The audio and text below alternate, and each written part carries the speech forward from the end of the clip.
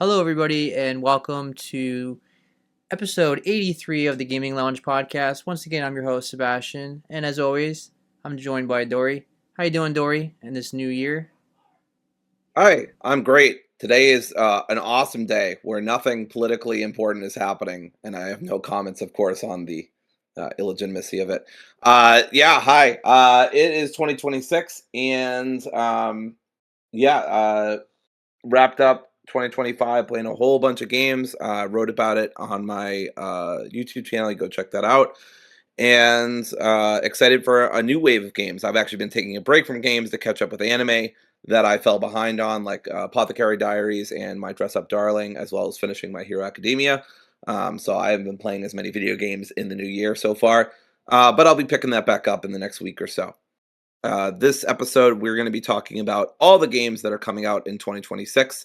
Not all of the games, but a lot of the games that are coming out, especially our most anticipated. So, as usual, we'll highlight games that just Seb's interested, just I'm interested, and games that we're both interested in. So, let's get started. So, we're going to start by going by month, and then we'll talk about the games that don't have any release dates, which is going to be the majority of the episode.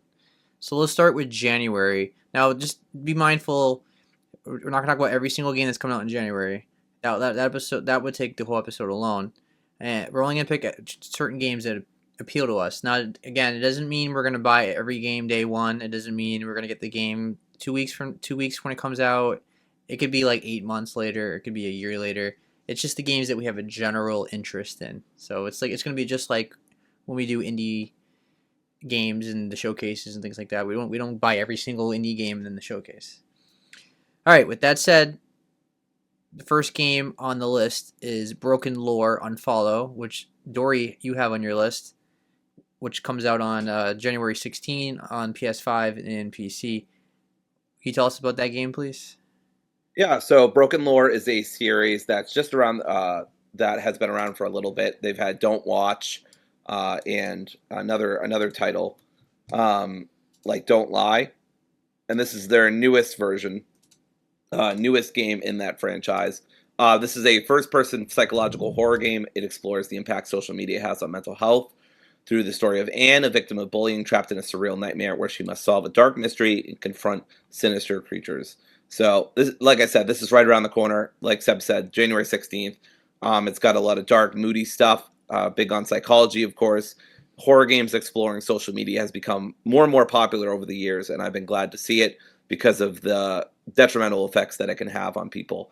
So, yeah, I'm looking forward to this. I'm not like a day one or anything like that. It's gonna really depend on like how people are reacting to it, but it could be one of the first new games of the year I play. Yeah, I have some interest in it. I think there's another one coming out in the same year later on as well. Yes. But I'll keep an eye on it. But yeah, I'm just I don't feel super optimistic it's gonna score very well. Like I feel like it feels like it's gonna be a decent horror game, but we'll see. I'll just keep an eye on it. The game on my list is Mio Memories in Orbit, which is a Metroidvania. We talked about it before on an indie showcase, but the main thing is that art style is really pretty, and it's Metroidvania, so it should hopefully have good exploration. I think the art style really carries it. It's giving me Ori vibes with the colors, and I just love the look of it. So at the very least, I'll enjoy playing it just for a visual standpoint. So I'm not super excited for this, but this will possibly be my very first game I buy in 2026, and it comes out on literally everything on the 20th. Yeah. Oh, and I should have said Broken Lore comes out on PS5 and PC. The next game we're going to talk about is I Hate This Place, which I say on a regular basis these days. And that's coming out for PS5, Xbox Series X and S, and PC on January 29th. So right towards the end of the month. This is a craft-based isometric survival horror game with twisted monsters and warped reality. Scavenge and build to survive terrifying days and nights while using stealth and noise to fight enemies that stalk by sound. And this is the important part, speaking of being carried by an art direction, all styled with a bold comic art and an 80s horror vibe. So I love both those things. So that's the main draw for me here. It is based on a popular comic book series, which I've never heard of, and I'm very into comics, so I don't know how popular it is. But Kyle Starks in Artyom Toplin, and so it's top-down isometric, which I also like, and it's got some crafting stuff, which I can give her take or leave on that. Some stealth elements, which I'm fine with in moderation. So, again, another not another one that I'm like salivating at the mouth to play, but I might be into it. All right, so the last game that interests me in January, and the biggest game of January for me, is Code Vein 2, which is a Souls game and is a sequel to Code Vein. Uh, Comes out literally at the end of the month on the 30th, and it's from Bandai Namco. It's a, as I said, it's an action RPG. It's a Souls game, and I've been playing the first game this week. That'll be one of my first games beat of the year. I'm like halfway through it, and it's not the best Souls game. It's an anime Souls game, but it's decent, and I'm interested in the world. There's some lore to it, like takes place in like a post-apocalyptic world, and it seems like the second game is an improvement on the first one. It seems like it's a little bigger, so if they clean some things up with the gameplay and some better level design, I'm definitely interested, and I'll probably definitely play this later on in the year. I don't think I'm day one on it, but I'm definitely interested. So overall, for me, January is not a new game month. It's like a backlog month for me, and I have no Yeah, complaints because February is then stacked, unfortunately, and it will fortunately and unfortunately. right. I was about to say it's kind of both. Yeah. All right, so let's get into February now. February, as I said, is very stacked. There's a lot more games that interest me. In fact, every game on our February list interests me, so I'll be talking a lot in this one. The first one being Dragon Quest VII Reimagined, which is coming on everything on February 5th. And we've talked about it before. Some weird art decisions with the character Yeah, models. It looks a little very much off. so.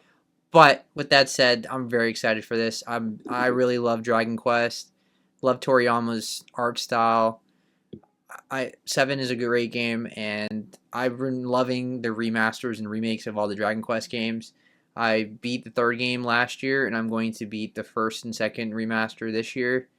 So it's going to be a big year for Dragon Quest for me, and I'm very excited for this. This will be my first day one game of the year. Any interest in this game? I do have an interest, but like you said, the weird ass art style kind of turns me off. I also know it's like a huge game, like 90 hour. Like this is supposed to be beefy, so I don't know. And do I want to spend 90 hours looking at that art style? I'm just not sure. And to be clear, it's fine on most of the characters. It's just that blonde haired character really freaks me out. I don't like looking at it, and I gotta look at him for 90 hours. I don't know. I don't want to say I'm not interested in though. This is like we color code things, and like I would say this is like a light orange for me. If it gets like incredible reviews, I think I can push past the art direction, which is very weird. Um, Yeah, but if not, then I mean I'm probably not gonna get it. I would guess it will be in the 80s if I had to make a Yeah, prediction. which probably just isn't enough to move me really. I've got a lot of RPGs I want to play this year, so Yeah, for sure. All right, the next game on the list is Neo 3, which comes out literally the next day, on February 6th, and it comes out on PS5 and PC. If you don't know what Neo is a Souls series. You play as a samurai. They're notoriously hard, uh, and I'm gonna get my butt kicked a lot in this game, but I'm looking forward to the grind of it. And the main thing with this one is there's a ninja and a samurai combination you can do in this game. So it's kind of like Ghost of Tsushima, but as a Souls game in terms of like being able to be a ninja or a samurai. And I'm very interested in the combat and the gameplay and the animation. The colors really pop. It looks even bigger in scope than the first two. I'm very excited for this game. Again, might be day one for me, but I am not entirely sure. I might wait. It depends on what mood I am for a Souls game, right? I have to balance Dragon Quest and Neo I'll probably prefer Dragon Quest first, right? And then play Neo when I'm in the mood for a Souls game. So I got to balance the two, but I'm definitely interested. This is definitely a game I'll play at some point this year. Doesn't have to be necessarily day one. So, all right. The next game on my list is Mario Tennis Fever, which is obviously a Switch 2 exclusive. It is Mario after all.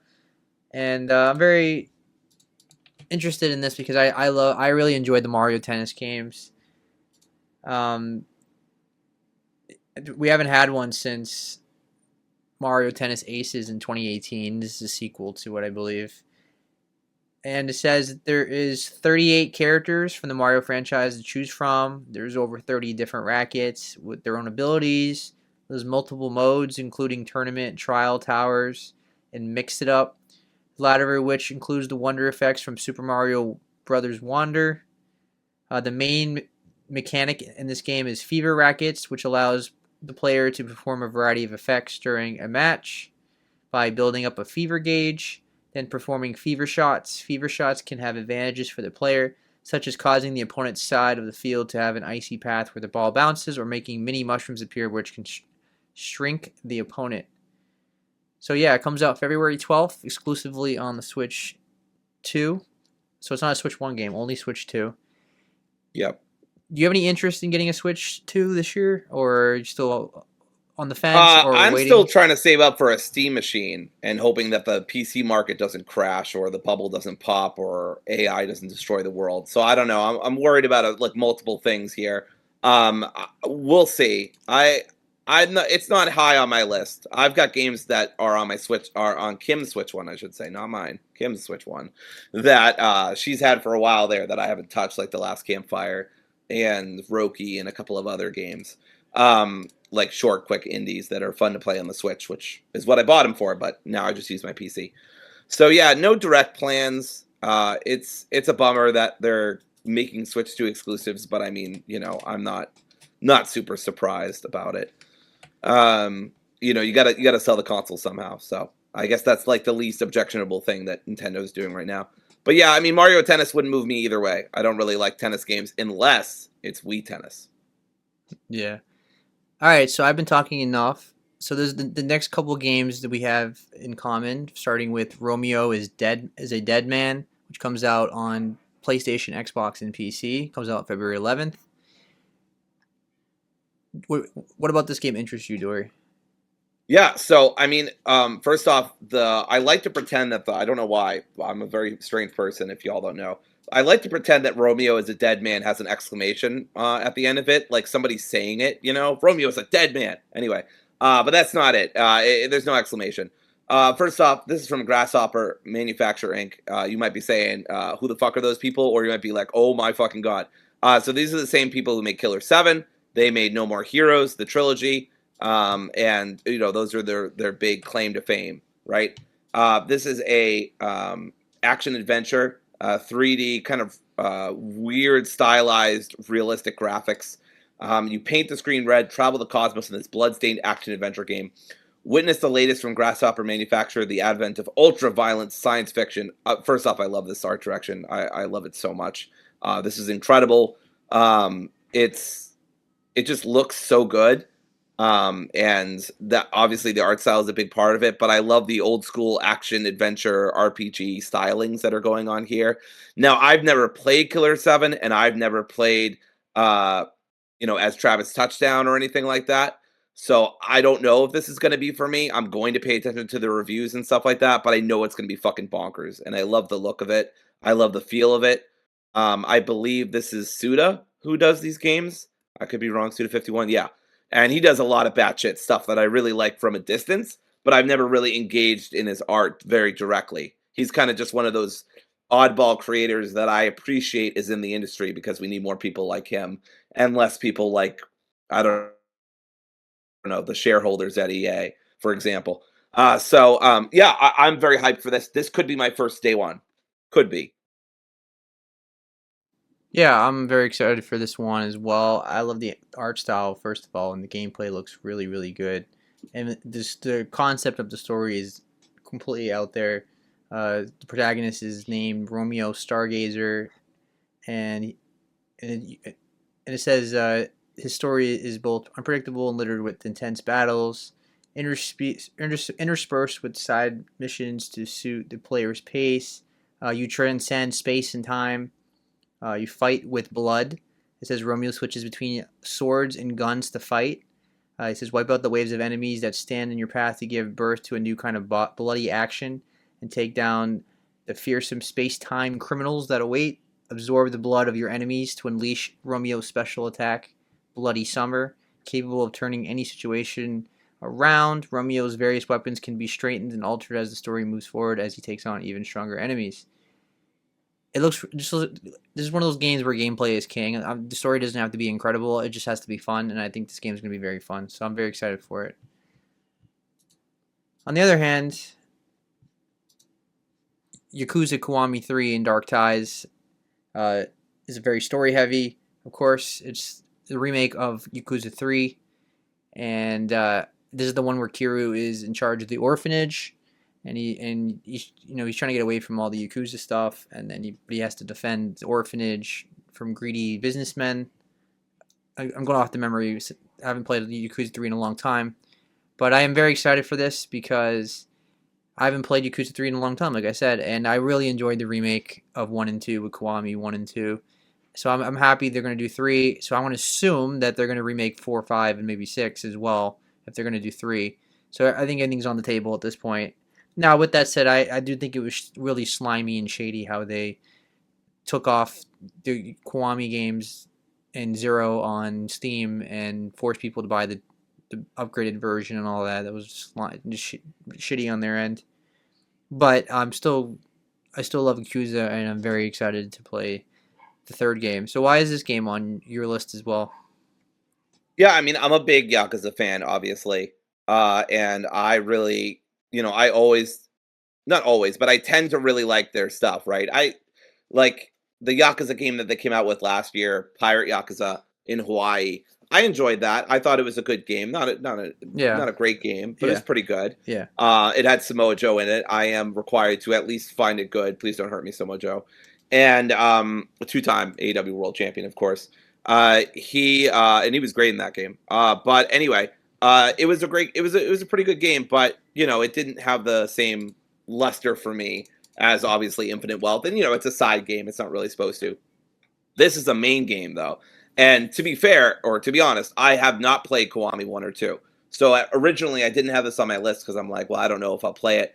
But like, I'm still interested. I still think it's cool that they're doing this. I still want to play Kiwami 1 and 2 at some point. And then obviously it would be great to be able to play 3.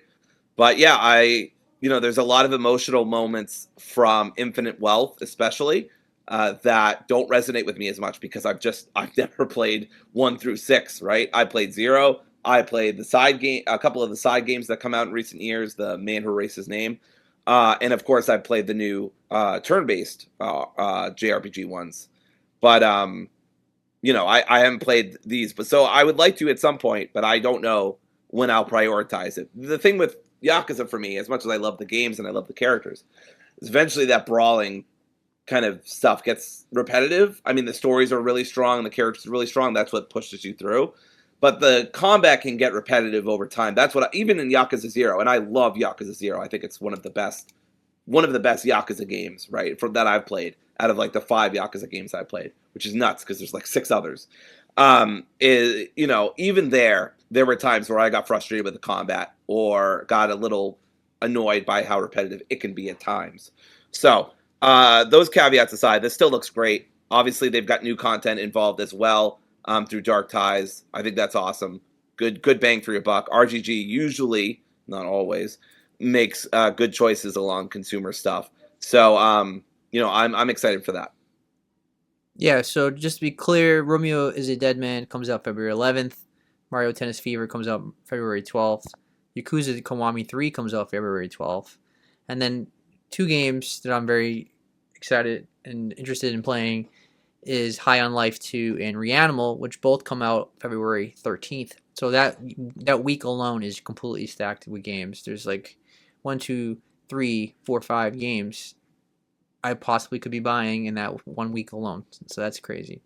So High on Life 2, which comes out on PlayStation Xbox. I believe it's day one on Game Pass. PC. Uh, interests me because I really enjoyed the first game. The first game is guilty pleasure. That game was the definition of gameplay is king because the story was stupid and the humor was hit or miss. You gotta like the Rick and Morty humor, but I had a good time. I was very entertained. The gameplay was fun. It was so stupid it was fun, and I appreciate that. Not every video game needs to be The Last of Us or something like that. And I said that when I reviewed that game when I first played it. I had a blast playing it. Basically, it's a first-person shooter where the guns talk to you and there's comedy. And I'm very curious how they're gonna.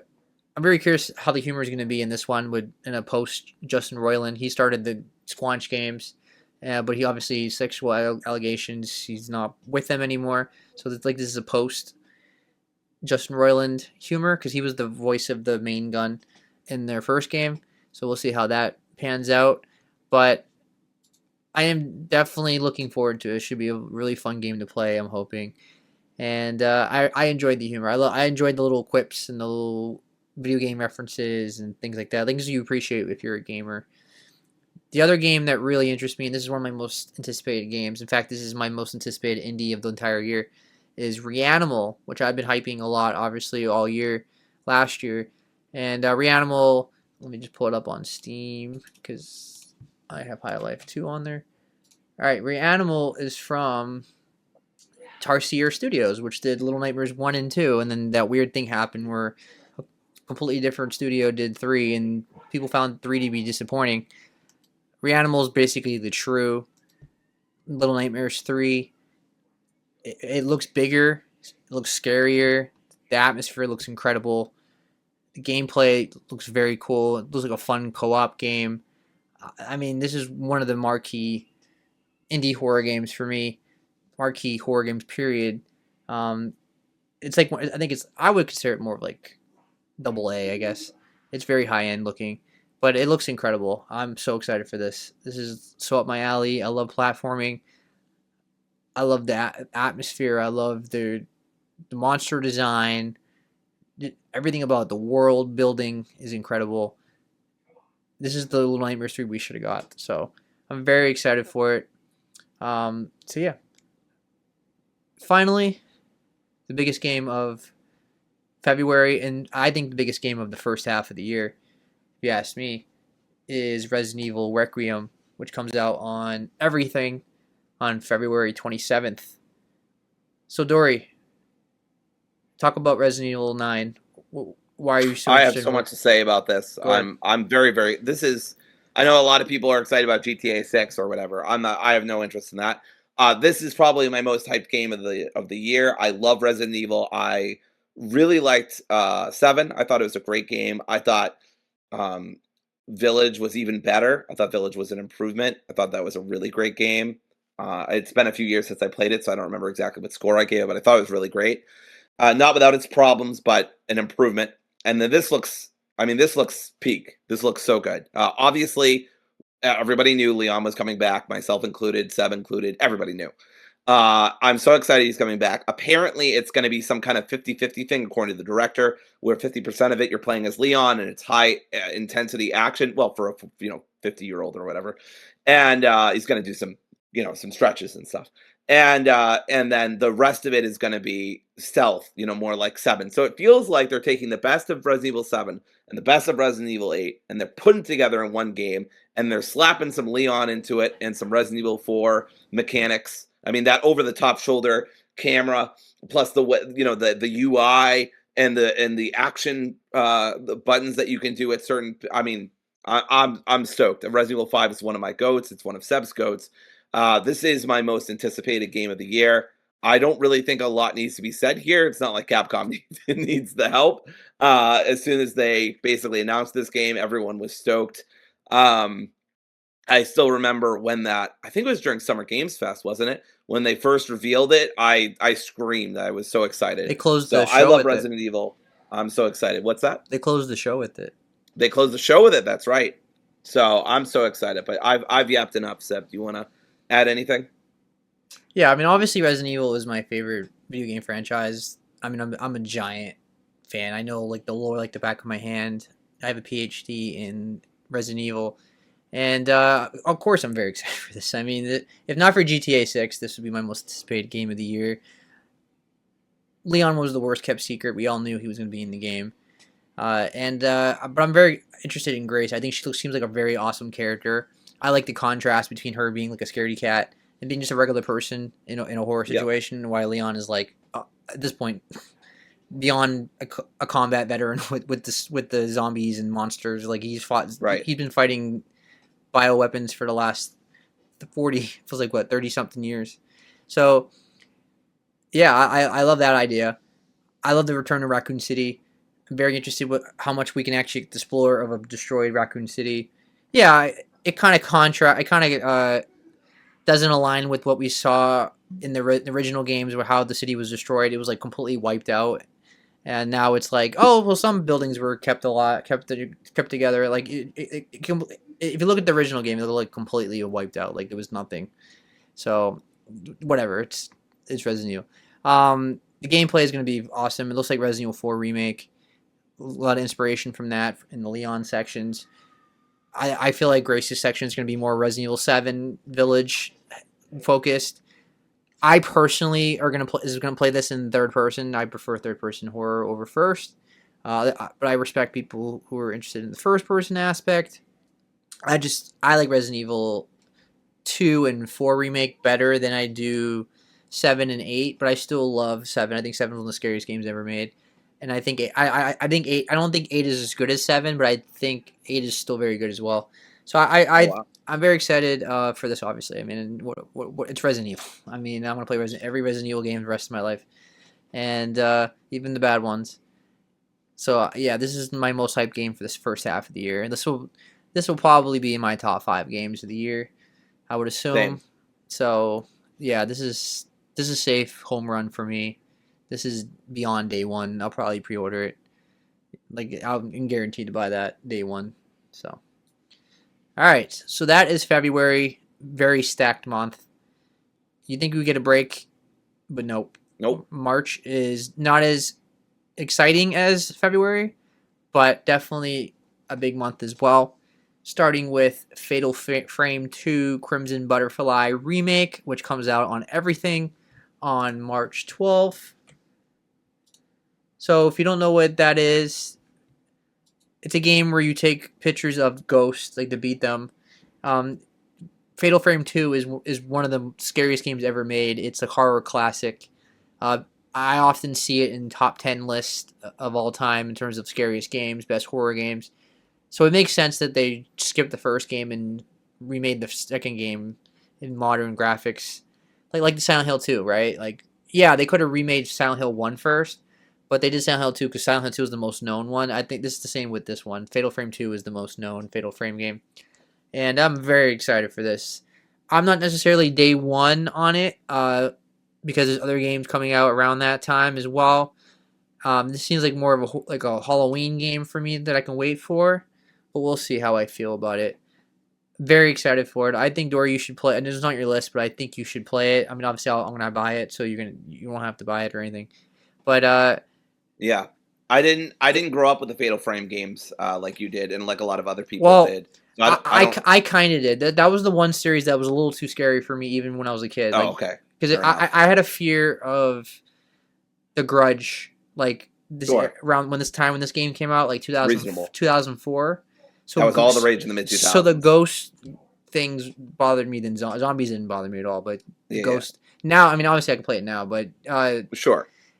yeah. So I grew up knowing of it very well. I remember seeing it on Okay. G4 and things like that. So yeah. Yeah, this is one of the series I didn't get into. My main horror thing, of course, when I was a kid was Resident Evil, and even that was largely when I was a teenager, middle school, high school. So I didn't really do anything Fatal Frame. I never really liked the idea of it, honestly, like taking pictures to defeat ghosts. The thing is, I always get kind of nervous and like a little not. My hands don't get shaky. That's not the right thing, but I get panicky when I'm under stress and I'm asked to do an action in a certain amount of time, or else like you die or whatever, or you Yeah. take damage. And so I think that part of it also kind of dissuaded me from trying it when I was younger and as an adult. I've just never liked that kind of gameplay. But I mean, if it gets great reviews, I'm nothing against trying it. Obviously, you're buying it anyway, but I've nothing against giving it a shot, so to speak. Yeah, I mean it's one of the scariest games because there's a ghost literally getting right in your face because you have to take a picture of them. The closer you are, Yep. the more damage you do to them and things like that. And it's really no one does horror like Japan. Japan is the best, especially when it comes to ghosts. So I'm very excited for it. Doesn't mean I'm going to be day one, but I'm definitely interested. All right, the next two games on our list also come out on March 12th. So March 12th alone has 3 games coming out on it. Jesus. So Replaced and Solasta 2. We'll talk about Replaced first. I would say Replaced is probably the most hyped indie game of this year. In terms of like It's got to be up there because it's been in development for 8 years. And if yeah. you're wondering, well, why did it take 8 years? Well, there's a little thing called the Ukraine Russian War, and the developers are Ukrainians. So that was a bit. I had to look that up, by the way, because I was like, I know it's been in development for a long time, but I couldn't remember why or for exactly how long. Yeah. So 8 years. It was supposed to originally come out in 2022, Yeah. but it was then delayed multiple times.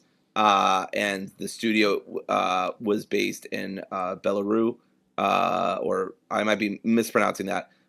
So yeah, obviously that's been a big hurdle from them. So big props to them for even releasing the game because that shit matters way more than video games. But yeah, they're releasing it like Seb said, March 12th, 2026. I'm very excited for this. This is on my wish list.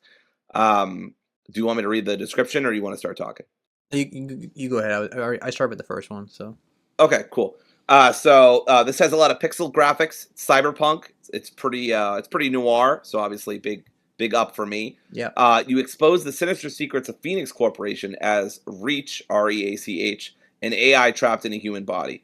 Set in an alternate 1980s America scarred by nuclear catastrophe, navigate a dark cyberpunk thriller in this narrative-driven 2.5 platformer blending cinematic exploration with fluid free flow action. And yeah, definitely some Arkham-ish combat going on here that I noticed in trailers. That was a big thing for me. Obviously, I'm not huge on platformers, but I don't think it's like fucking Mario, right? You're not doing triple jumps and wall jumps and shit. I think it's going to be pretty basic. I think it's more. I think it's more of a side scroller than a platform. Yes. The platform is probably like jumping across a train platform or something. I think it's I think it's grounded. I would say. Yeah. I think it's literally and figuratively probably pretty grounded. Yeah. So I'm excited for this. It looks great. The combat looks really good. It's been polished to death. Yeah. You know, I think originally they had much bigger ambitions for the game, but then realized that they didn't have the budget for it. So that led to delays in development before it was ever announced in 2021. So yeah, it's been a long time coming, but looks like March 12th, 2026 when we're going to be able to get our hands on it. Yeah, I'm very excited for it because the 2.5, I'm a sucker for. I love them in JRPGs. I know it's all the rage right now, and it just looks awesome. Like this game just looks so nice to look at. The gameplay looks very interesting to me. I love the cyberpunk noir edge to it. I love the lighting. I love the colors. Like this is one of the indie games I can see being my top 10 list potentially. Yeah. Like this is my most hyped indie besides Reanimal. So like this is my second most interested indie. Like I'm very excited for this game. So this is day one for me. Absolutely. All right, another game that's coming out on March 12th. But just to be clear, both of these games are PC only as of now. Solasta 2, which comes out on early access on March 12th. Solasta 2 is a CRPG, so it's kind of like Baldur's Gate 3, right? The big thing was we got full voice acting now, if I remember correctly, in this game. I believe so. With big actors. And I know Solasta 1, people has its issues. This seems like a huge step up from the first one. This might be the game that puts them on the map, the developers, like in terms of if this game pans out, because I think people have a real itch or an affinity for CRPGs right now because of Baldur's Gate 3. And it's worth noting that even, sorry, not to interrupt you, but it's while we're talking about Solasta 1, I just want to make sure I hit on this point. I was curious because I remembered that Solasta 1 was well received, but I didn't remember how well received. Based on over 18,000 reviews, very positive on Steam at least. So that's very good. Obviously not perfect. Not everyone was happy with it, and there are criticisms of it. But yeah, I mean, if they can improve on that, I mean, that's going to be an awesome experience. I haven't played Solasta 1, Well, it seems like but I wouldn't yeah, wouldn't sorry. mind doing so. Go It ahead. it seems like this one is more AAA than the other one. Like it obviously indie, but like it feels Yeah. more bigger. More budget went to voice acting. They're playing. Didn't the first game lack voice acting or something like that? So I'm not sure. I never played the first one, but either way, I'm excited for CRPG.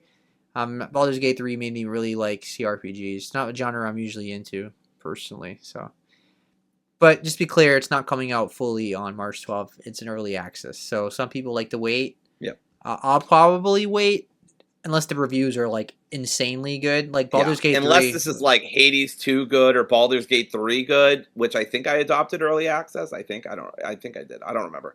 But it's got to be, yeah, it's got to be like incredible out the gate for me to like get it. If there's like people like this is great, but there's stuff that needs to be fixed and hashed out, I'm like, yeah, I'll wait, especially because I want to play Replaced, right? As we talked about. And I'll still probably be, let's be real, still be reeling from Resident Evil 9. So I don't think I'll be playing it by that point, but yeah. Um, but Solasta 2, I'm very excited for. I have it on my wish list. I'm certainly going to play it at some point, unless it somehow bombs. But I don't think that's going to happen. I think they're going to do a lot of early access work, similar to Baldur's Gate and Hades, to make this work. Obviously, other games do it too, but those are just the two that stick out in my mind. But yeah, I think this is going to be a slam dunk. There's, like you said, there's a mighty need that a lot of people have for D&D games, and just everyone know it is using these are D&D rules, so it is going to be more like playing a game of D&D than Baldur's Gate is, because Baldur's Gate actually, I mean, a lot of it is like D&D, but speaking as someone who's been playing for 6 years, some of it's definitely not. Which is fine, by the way. The D&D doesn't nor should have a monopoly on how TTRPGs are played, but I'm getting sidetracked. The game looks great. I have talked about this a few times, but I played the demo, which was about a half an hour to an hour. A little janky, and it's not Larian levels, but that's okay. Not everything needs to be in order to be a good game. So I hope it gets fair appraisal. Solasta 1 actually came out before Baldur's Gate. I think a lot of people are going to forget that, and say that it's just riding the coattails when I don't think Baldur's Gate is riding their coattails, but you No, get what I'm saying. CRPGs has been around on PC a long time. Exactly. So and a lot of them, like Planescape and the original Baldur's Gate games, are still widely loved, and of course Disco Elysium, not the exact same kind of CRPG, but still widely beloved. So I'm very hopeful for it. I hope it's great. All right, so the next two games are on my list, starting with Monster Hunter Stories 3, Twisted Reflection, which comes out on everything the next day on March 13th. Monster Hunter Stories 3 is Capcom's JRPG series. It takes place in the Monster Hunter world. Like, you don't even have to like Monster Hunter to enjoy these games, because these are full-on RPGs and with a cartoony, more Studio Ghibli art style, which I absolutely love. Very colorful, good to look at. I think the stories have been pretty good. The combat is pretty good. It's a creature collector, so it's like you partner with the monsters, of course, right? It looks like a good time. I love JRPGs, so this is why it's on my list. And this starts the big year for Capcom. Or actually, Resident Evil 9 starts it off, but Capcom is going to have a huge year this year because they have so many games coming out in the first half alone, right? Which we'll talk about. Resident Evil 9, and then you got Monster Hunter, and then the next game next month in April after that as well. So, insanely stacked year for Capcom. Monster Hunter Stories 3, just totally recommend. Dory, I know you're completely just full of our JRPGs to play this year, so you can probably wait. But Yeah. I do recommend trying the first second game at some point in the future. I have both of them on Steam. All right, now Crimson Desert, which comes out March 19th on PlayStation, Xbox, and PC. Crimson Desert, I've had my eye on for a long time. This game looks insane. The gameplay just looks insane. The flying on a dragon, the big set pieces, the action, like it looks completely AAA. It looks insane to play. This is potentially a game of the year contender for me. Going by what I'm seeing, I haven't been disinterested in like a fantasy kind of game like this since Dragon's Dogma 2 in terms of like what I'm seeing from gameplay. Like there's so much going on screen. The gameplay is absolutely insane. The open world is fun, looks like really fun to explore. I mean, yeah, like I've talked about this game before. This game looks insanely fun to play. This is a potential game of the year contender for me. This might be an underrated game. I don't see this game getting mentioned a lot with gamers. I guess I see it on lists on like IGN and things like that. So I'm not saying this game's getting slept on or anything, but this game is definitely something I'm very excited for. This is one of the AAA games that I'm very hyped for. This might be my second, probably my top 3 most hyped games in the first half of the year. I'm very interested to see how it pans out. If it gets good reviews, then I'm day one, and I'm glad nothing majors around it. Outside Mouse PI for Hire, which comes out the same day. That one I can wait. Of course, if Crimson Desert's great, but Mouse PI for Hire we both have on our list. This is the game that appeared at every freaking showcase for years. Like, I mean, every showcase this game was at, and I'm like, can you just release this game already? I mean, I'd imagine it's really hard to make. Long time. I mean, it's very cartoony. It requires a lot of animation and art and all that planning. But yeah, it was time for this game to finally come out. Comes out and everything. Dory, what interests you about this game? I mean, the art style, of course, but I love the art style. It's kind of a detective game, but it's not really. I love me a good boomer shooter. I've been playing a lot of boomer shooters over the years. Recently, Mad Jack and Ultra Kill and Brazilian Drug Dealer 3 and lots of other stuff we talked about Captain Wayne recently. So lots of off-kilter boomer shooters, and this is just another one that I'm really interested in. It is a jazz-fueled adventure, combines the charm of hand-drawn rubber hose animation inspired by the classic cartoons of the 1930s with the adrenaline and action of an explosive first-person shooter. It's described as action, FPS, cartoony, detective, boomer shooter, which is a big plus for me. So it looks really cool.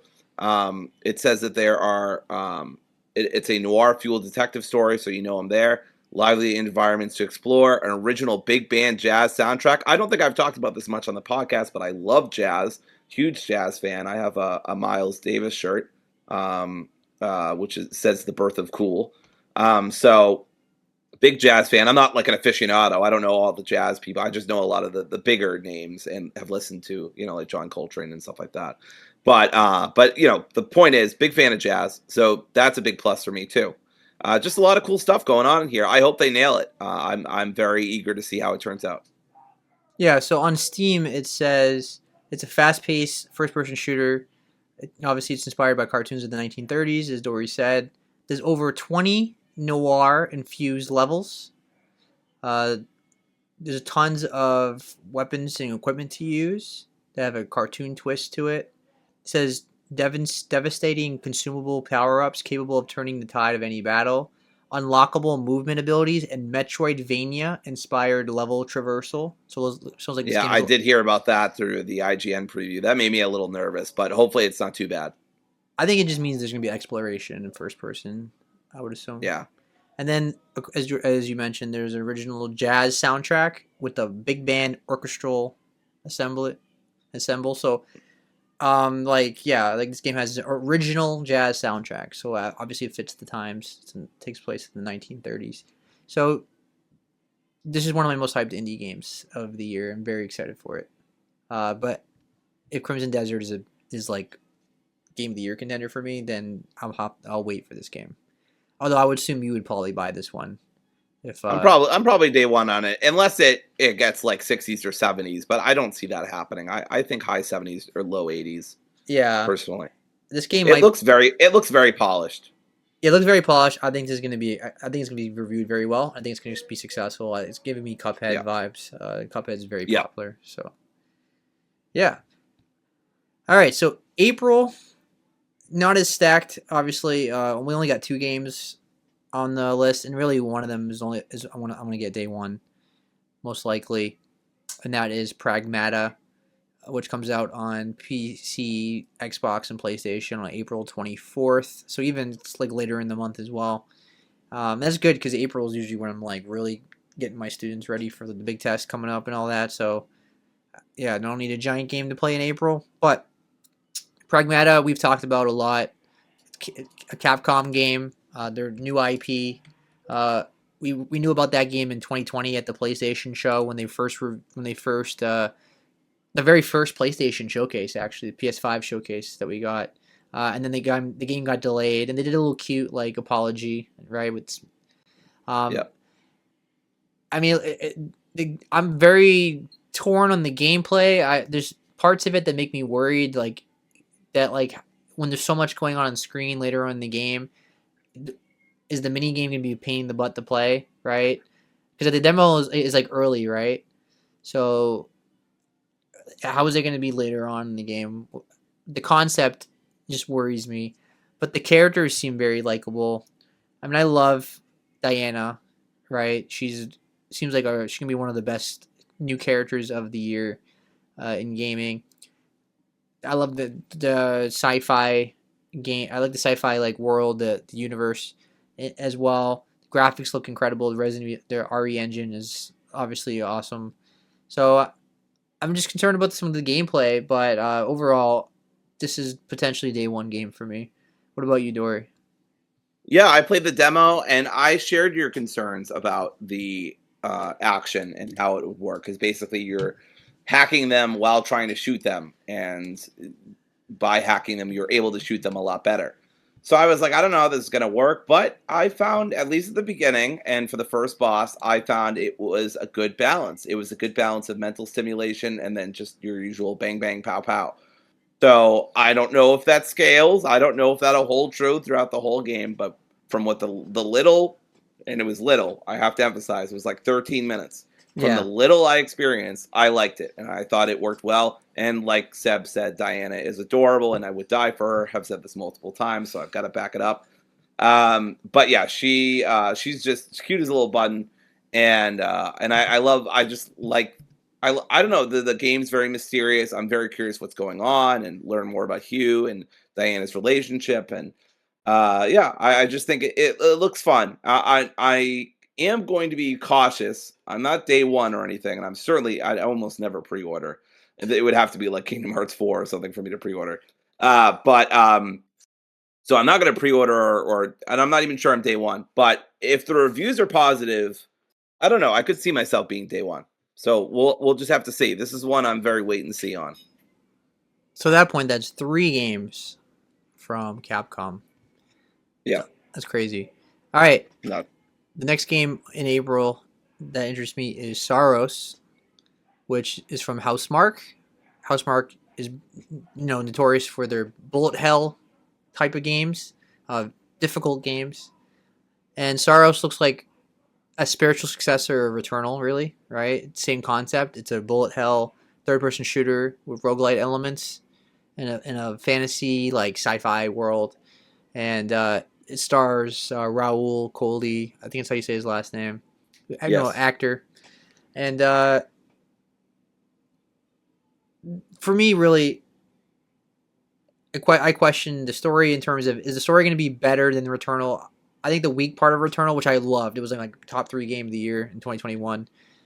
Is the story going to be more simplistic or more like streamlined? Is it going to be vague again? Interpretation. Like I thought the story of Returnal was too vague for me to enjoy it. Too many questions. I'm all for ambiguous endings and ambiguous like let people interpret how they want, but sometimes you go too far in that direction and then it feels weak. But the gameplay was incredible. The roguelite elements. I usually don't like roguelites. That was the one exception. I thought I felt like I was making progress. I beat it, of course. And the my question for this is it coming to PC? Because I'm not getting this on PlayStation 5 day one. I'll wait for the PC version if we're getting a PC version. So this might be one of the big games that people really like that I won't play because I'm not getting it on PC. So Dory, why is it on your list? Yeah, I mean, sorry, I was talking to Kim. Yeah, I mean, I liked Returnal. I had such an awesome moment when I beat that first boss. We don't have to relitigate it for the millionth time, but like, so I want this game to be good, but I also want it to be more accessible because Returnal was a pain in the fucking ass, and I never beat it. And I wish I had. I wish I had enjoyed it more, but like it was just too tough for me personally. I just couldn't. I couldn't get into it. The loop was just not as satisfying as it was for Hate. Like it was very easy. I don't remember exactly when Returnal came out, but it was 2021. very hard for me to not compare it to Hades, which had a much better loop and that was more accessible.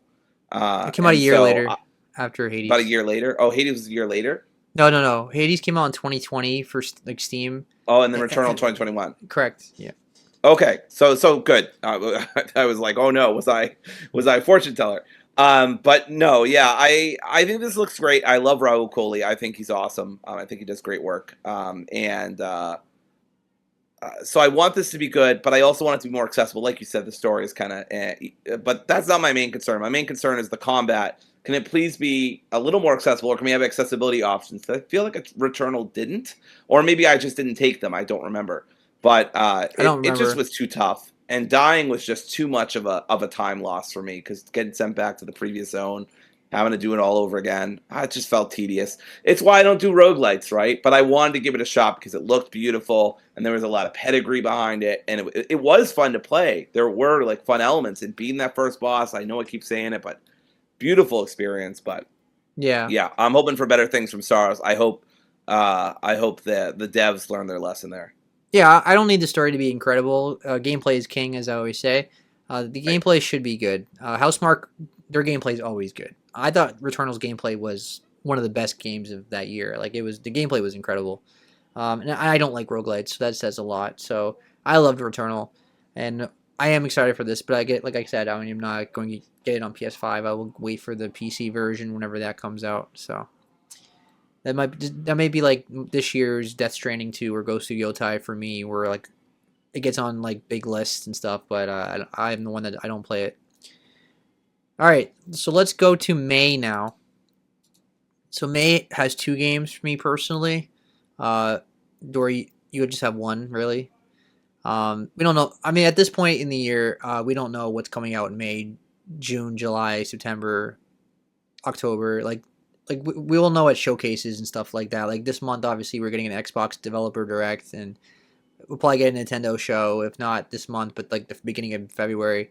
So we'll know a lot of games. Like at this point of the year, like we barely know anything right now. So for May, not that May is ever really a stacked month. I feel like I usually don't recall a lot of giant games coming out in May. Either way, the first one is 007 First Light, which comes out on May 27th. Uh, it got delayed. I believe it was supposed to come out in March, right? And then it got moved to May. Is that right? Yeah, I think it got delayed. I don't remember the timeline exactly. Yeah. But either way, it stars a young James Bond. It's by IO Interactive, which is known for the Hitman games. We've seen a lot of gameplay at this point. We got a whole state of play showcase of it, if I remember correctly. The gameplay looked really fun. It was very AAA, big explosions, big action pieces, very Uncharted like. It's my kind of genre. Third person shooters that are big cinematic games are my favorite genre. Um, and this game is day one for me. This is one of my most anticipated games of the year. I don't think it's gonna be like insanely incredible. I don't think it's gonna be like a 95 on Metacritic. It feels like it's gonna be in the eights, but so I'm not expecting like a masterpiece or anything. But I'm expecting this game to be very good and a fun game to play. I'm gonna enjoy it overall. But IO Interactive is not like Naughty Dog or anything, so I'm not on that level of hype. But I'm definitely expected to be at least good. So, Dory, why is it on your list? Yeah, I mean, I grew up playing 007 Everything or Nothing on the PS2 is one of my favorite underrated PS2 games. I I played some GoldenEye, of course. Yeah. I watched a lot of 007 when I was a kid. My uncle was super into it, and when I was much younger, I liked a lot of the things my uncle did. So I got into 007 through him and just really enjoyed the movies. Now looking back as an adult, I have a lot of issues with them. But they can still be fun popcorn movies, right? If you don't think too hard about it. So yeah, I don't really believe in guilty pleasures. We've talked about this before, but if I had one, it'd probably be James Bond. Just because a lot of the stuff he does is probably most of it goes against my ethical code. But it's still really fun, right? It's a really fun uh, movie franchise, and I haven't watched the last few just because I haven't been invested. But this premise of a young James Bond is something different than we've ever seen before. I trust the Hitman team, IO Interactive. They do great work. I love Hitman 1, 2, and 3. All really great games. And not typically, the kind of games I would play. So the fact that I really enjoyed Hitman, I think, is a testament. Although I think I played some Hitman when I was younger, and I enjoyed that too. But I think IO really knocked it out of the park. Probably inarguably have the best Hitman games of all time. Certainly the most polished. Maybe you could argue Blood Money or something. But overall, they've done an excellent job of the franchise. I trust them with James Bond. Honestly, if you think about it, being a hitman and being an agent, it's not that different. So I'm pretty excited for this. I think it looks great. There were some frame rate concerns, but I think that they'll have that ironed out by then. I believe in IO. I don't think they're going to release a bad product. I think they are one of those kind of studios. I don't know that this is fact, but this is just like a conjecture, a feeling on my part that they'd probably delay it before they released a game in that kind of unfinished state. So I think they have plenty of time to iron out the bugs and fixes and stuff like that. But we'll have to see. Maybe I'm wrong. I hope not. I think it'll be great. Yeah, that's my concern for this game is the performance. There was frame rate issues on that state of play, massive ones at times, in that, especially in the plane section. That's why I don't expect this game to be like insanely good. I think it's going to be good, but I'm optimistic it's going to be good. So I'm definitely very excited for it. That'll be a day one game for me in May. All right, Lego Batman Legacy of the Dark Knight, which comes out 2 days later on May 29th. This might be the biggest Lego game ever, in terms of the scope and the hype and the AAA-ness of it. This might be the last WB game we ever get, now that Netflix owns WB. And so enjoy it while it lasts. Comes out on everything. So the main thing is it's an open world game. It's kind of like a Batman Arkham game, but in Lego format. I mean, it has everything you want in a Lego game, plus more. Like, they really increased the scope of it. It says it's narrative-led action-adventure from TT Games, of course, people that make the Lego Star Wars Skywalker Saga. It says embark on a journey that begins with the origins of Batman as a young Bruce Wayne, and he trains with the League of Shadows, become the hero of Gotham City, and forge a new family of allies with Jim Gordon, Catwoman, Robin, Nightwing, and Batgirl. You're going to face the Joker, Penguin, Mr. Freeze, Poison Ivy, and more. There's a new combat system. You can do combos, kind of like the Arkham games. They have stealth techniques, detective skills, take on crime. You get Batmobiles and Bat Cycles. You get the tumbler from the Batman Begins movie. I mean, this is basically Lego's version of, hey, if you're not going to make another Arkham game, we're going to do it ourselves. So it's like where are you, Rocksteady? We're just going to do it ourselves. So I'm very excited for it. This is like Arkham 4 for me. Arkham 5, I guess. So very excited for this. One of my most hyped games of the year. Very, very, very excited. I'm a huge Batman fan, so. No, you were right the first time. Arkham 4. I don't think there was another game. No, I'm kidding. No, Origins is good, actually. No, Origins is good. That's not the game I'm hating on. The Arkham Knight, you mean? Yeah, Arkham Knight, yeah. Yeah. I don't know if I'll ever play that game, but man. No, Arkham Knight is good. It's just not as good as the other ones. That's the problem. Like, I know. It's not a bad game. Even the Batmobile. Everybody complains about the Batmobile. It's not even the Batmobile. I think some of the story decisions they make in that game, I loathe. Well, it was just too obvious. That was the thing. Yeah. Well, that too. I'm thinking more about the Barbara Gordon stuff. I hated that stuff. I don't remember personally, but yeah. Yeah, that's okay. That's okay. It's a Yeah. very me thing. I remember seeing it on stream when Team Four Star were playing it, and I was like, "This is stupid." Anyway, yeah, I don't have this on my list, but it's not to say that I'm not looking forward to it. I haven't played a Lego game, and I don't even know how long. So the franchise I just kind of feel separate from it, but I still appreciate it. I loved the Lego Star Wars games as a kid and played them all the time. So excuse me, certainly I have an affinity for it. We'll see if this gets great reviews, and I think it will. I might be there right alongside Seb playing this game because it does look good. I also want to note it's very funny that we have two games in the same month that are about. I don't know how exactly rich James Bond is, but kind of well-to-do legacy properties of white dudes who are getting a check me out when I was young and in my prime kind of reboots. I think that's funny. And I'm not making like social commentary. I just think it's funny that we're getting both those in the same month. I didn't know that Legacy of the Dark Knight, which I guess makes sense, you're starting at the beginning, was going back to his roots. But I think it's kind of it's kind of funny. But yeah. All right, so we don't know what's coming out in June or July. Obviously, June is the big month for video game news. We get Summer Game Fest. We used to get E3.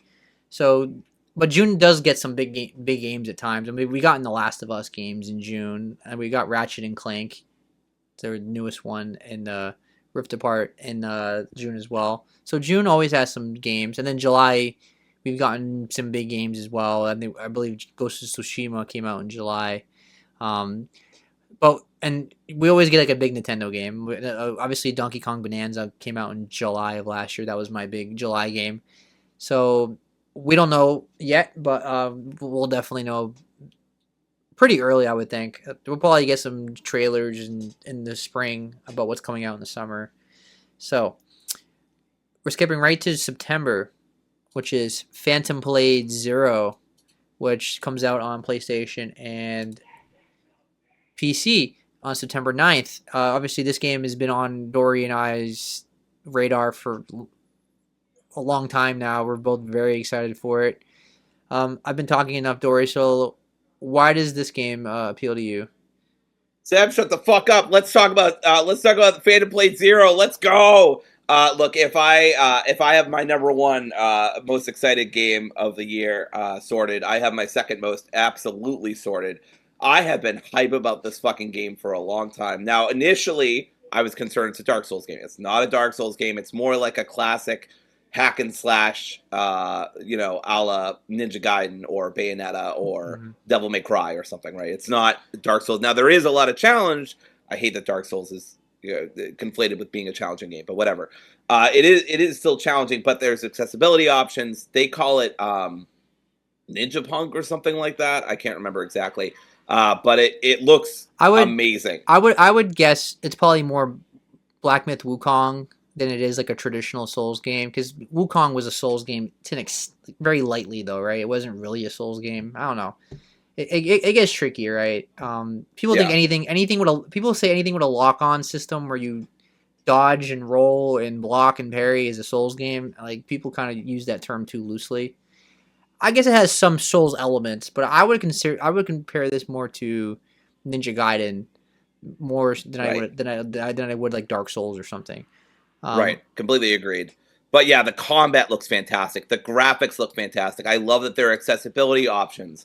The cool premise is that I think you are killed at the prologue, because of course you are, and you have like 30 days to kill the people behind your assassination or something. Yeah. So there's like a time limit on it. I don't know how active the time limit actually will be or how much it will matter for the gameplay.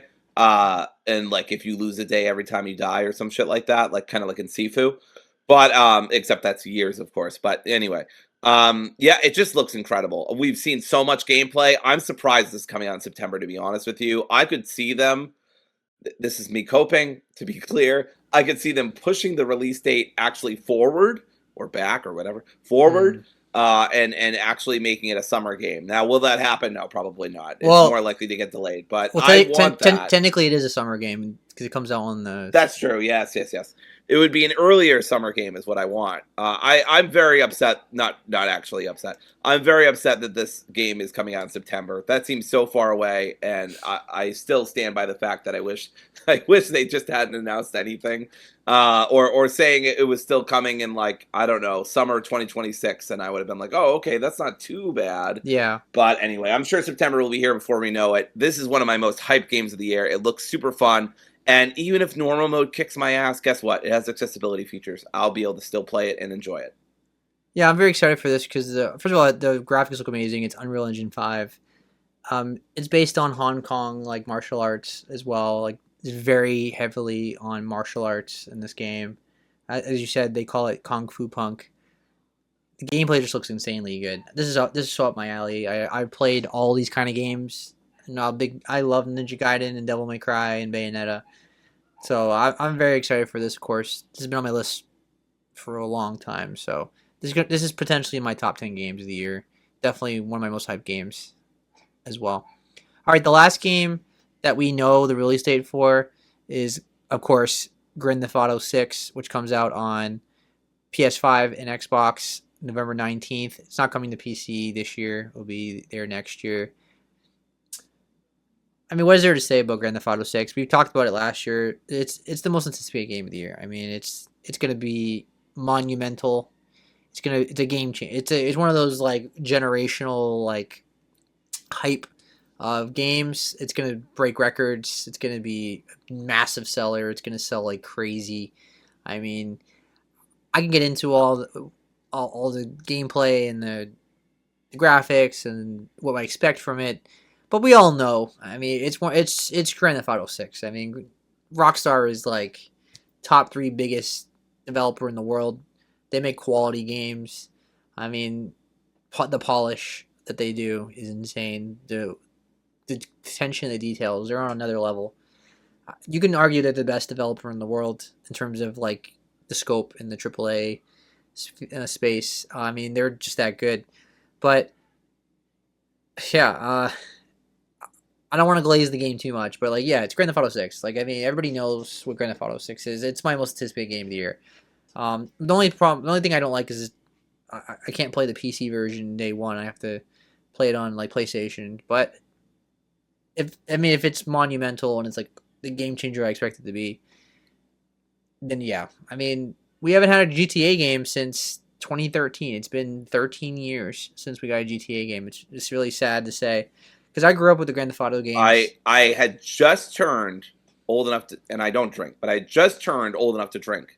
If to give you an idea of how long it's been since we've gotten GTA. Yeah, I was in college. I just that was the year the PS4 came out, 2013.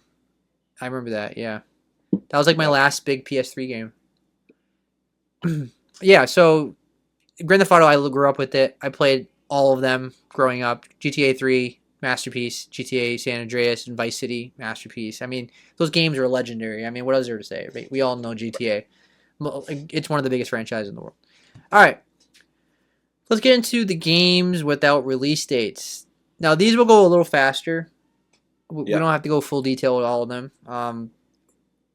Starting with Ace Combat 8 Wings of Thieves, which comes out on everything but Switch. I mean, it's what you expect, right? It's a flight simulator jet game. I mean, it's from Bandai Namco. Legendary series. It's been around since, like, the PS1. I used to play it on PS1 and PS2. I played the last one on PS4, I believe. And I just loved the visuals that they gave us in the trailer and all that. It was at the Game Awards. I'm interested in how the campaign's going to be. Is it going to be a good narrative? How's the gameplay going to be? I'm not day one or anything on it. I'm just very interested in it. That's the main thing I want to get out of that. The next game as well on my list is Acts of Blood, which I've talked about in the past. I thought you played the demo, I believe. Yeah, I didn't care for it. It kind of, and it's just a demo. Things could change, but it was kind of wonky and it just didn't click with me. Yeah. But could have been a me thing, could have been a demo thing. I don't know. I didn't want to come away judging it too harshly. Yeah, I mean it's up my alley. I love, like I said, I'm a sucker for martial arts and beat 'em Yeah. ups, and this game looks insanely good. And for that, it reminds me of like Sifu, like meets Sleeping Dogs, Yeah. and the gameplay looks really fun. Like it just looks like really fun to play. Um, it Now this is one of the games I have it on my list for this year, but we don't have a release date, so it might not even come out this year. So this is one of those maybe games, but I feel like it probably will. Right? Mm. So yeah. So this is one of those gameplay king games for me. All right. The next three games is on both of our lists. So the first one being Animal Use Protocol, which we saw. Was it Summer Game Fest? Did we see that, or is I it? think so. Yeah. I mean, it was starring a chimp and a mouse, right? And it was like a first-person shooter. So why? Yep. Why is It's this? a. Go ahead. Oh, sorry. Go ahead. That was it. I was just Okay. leading up to that. So go ahead. Yeah, yeah. So this looks really cool. This is a first-person narrative-focused survival horror. You play as Pen, a hyper-intelligent chimpanzee. Hunted at every turn, your only chance of survival lies in scavenging, crafting, and exploring Anchorage Station. An epic story awaits. Be quick and quiet because time is running out. I love psychological horror. I love survival horror. I think this is a really cool premise. There's not a lot of games where you play as a chimpanzee. There's some first-person shooting, like Seb mentioned. The game looks gorgeous. From what little voice acting and writing we saw, it looked good. So I'm excited for this. It's on my wish list.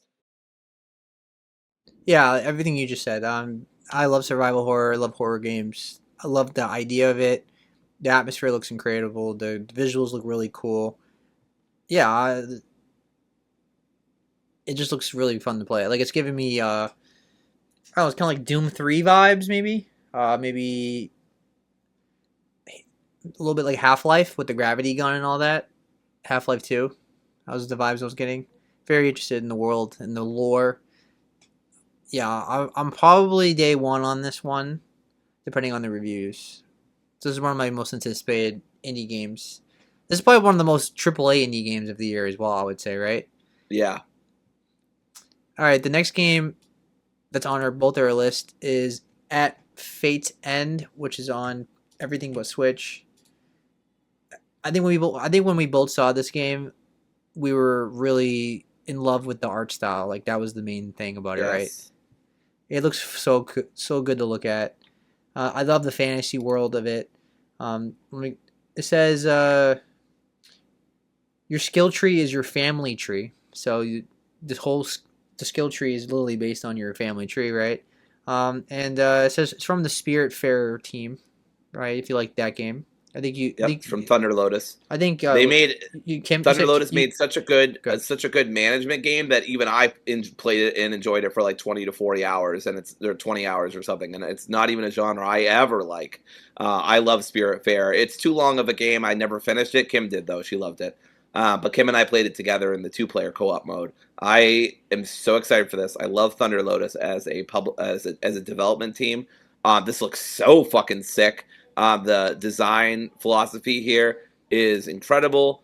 The way that the characters move and the action involved, it looks like you're fighting your family quite literally. And I believe by beating them, that's how you get certain skills. So Yeah, that's the skill tree family tree connection there. But yeah, it looks really good.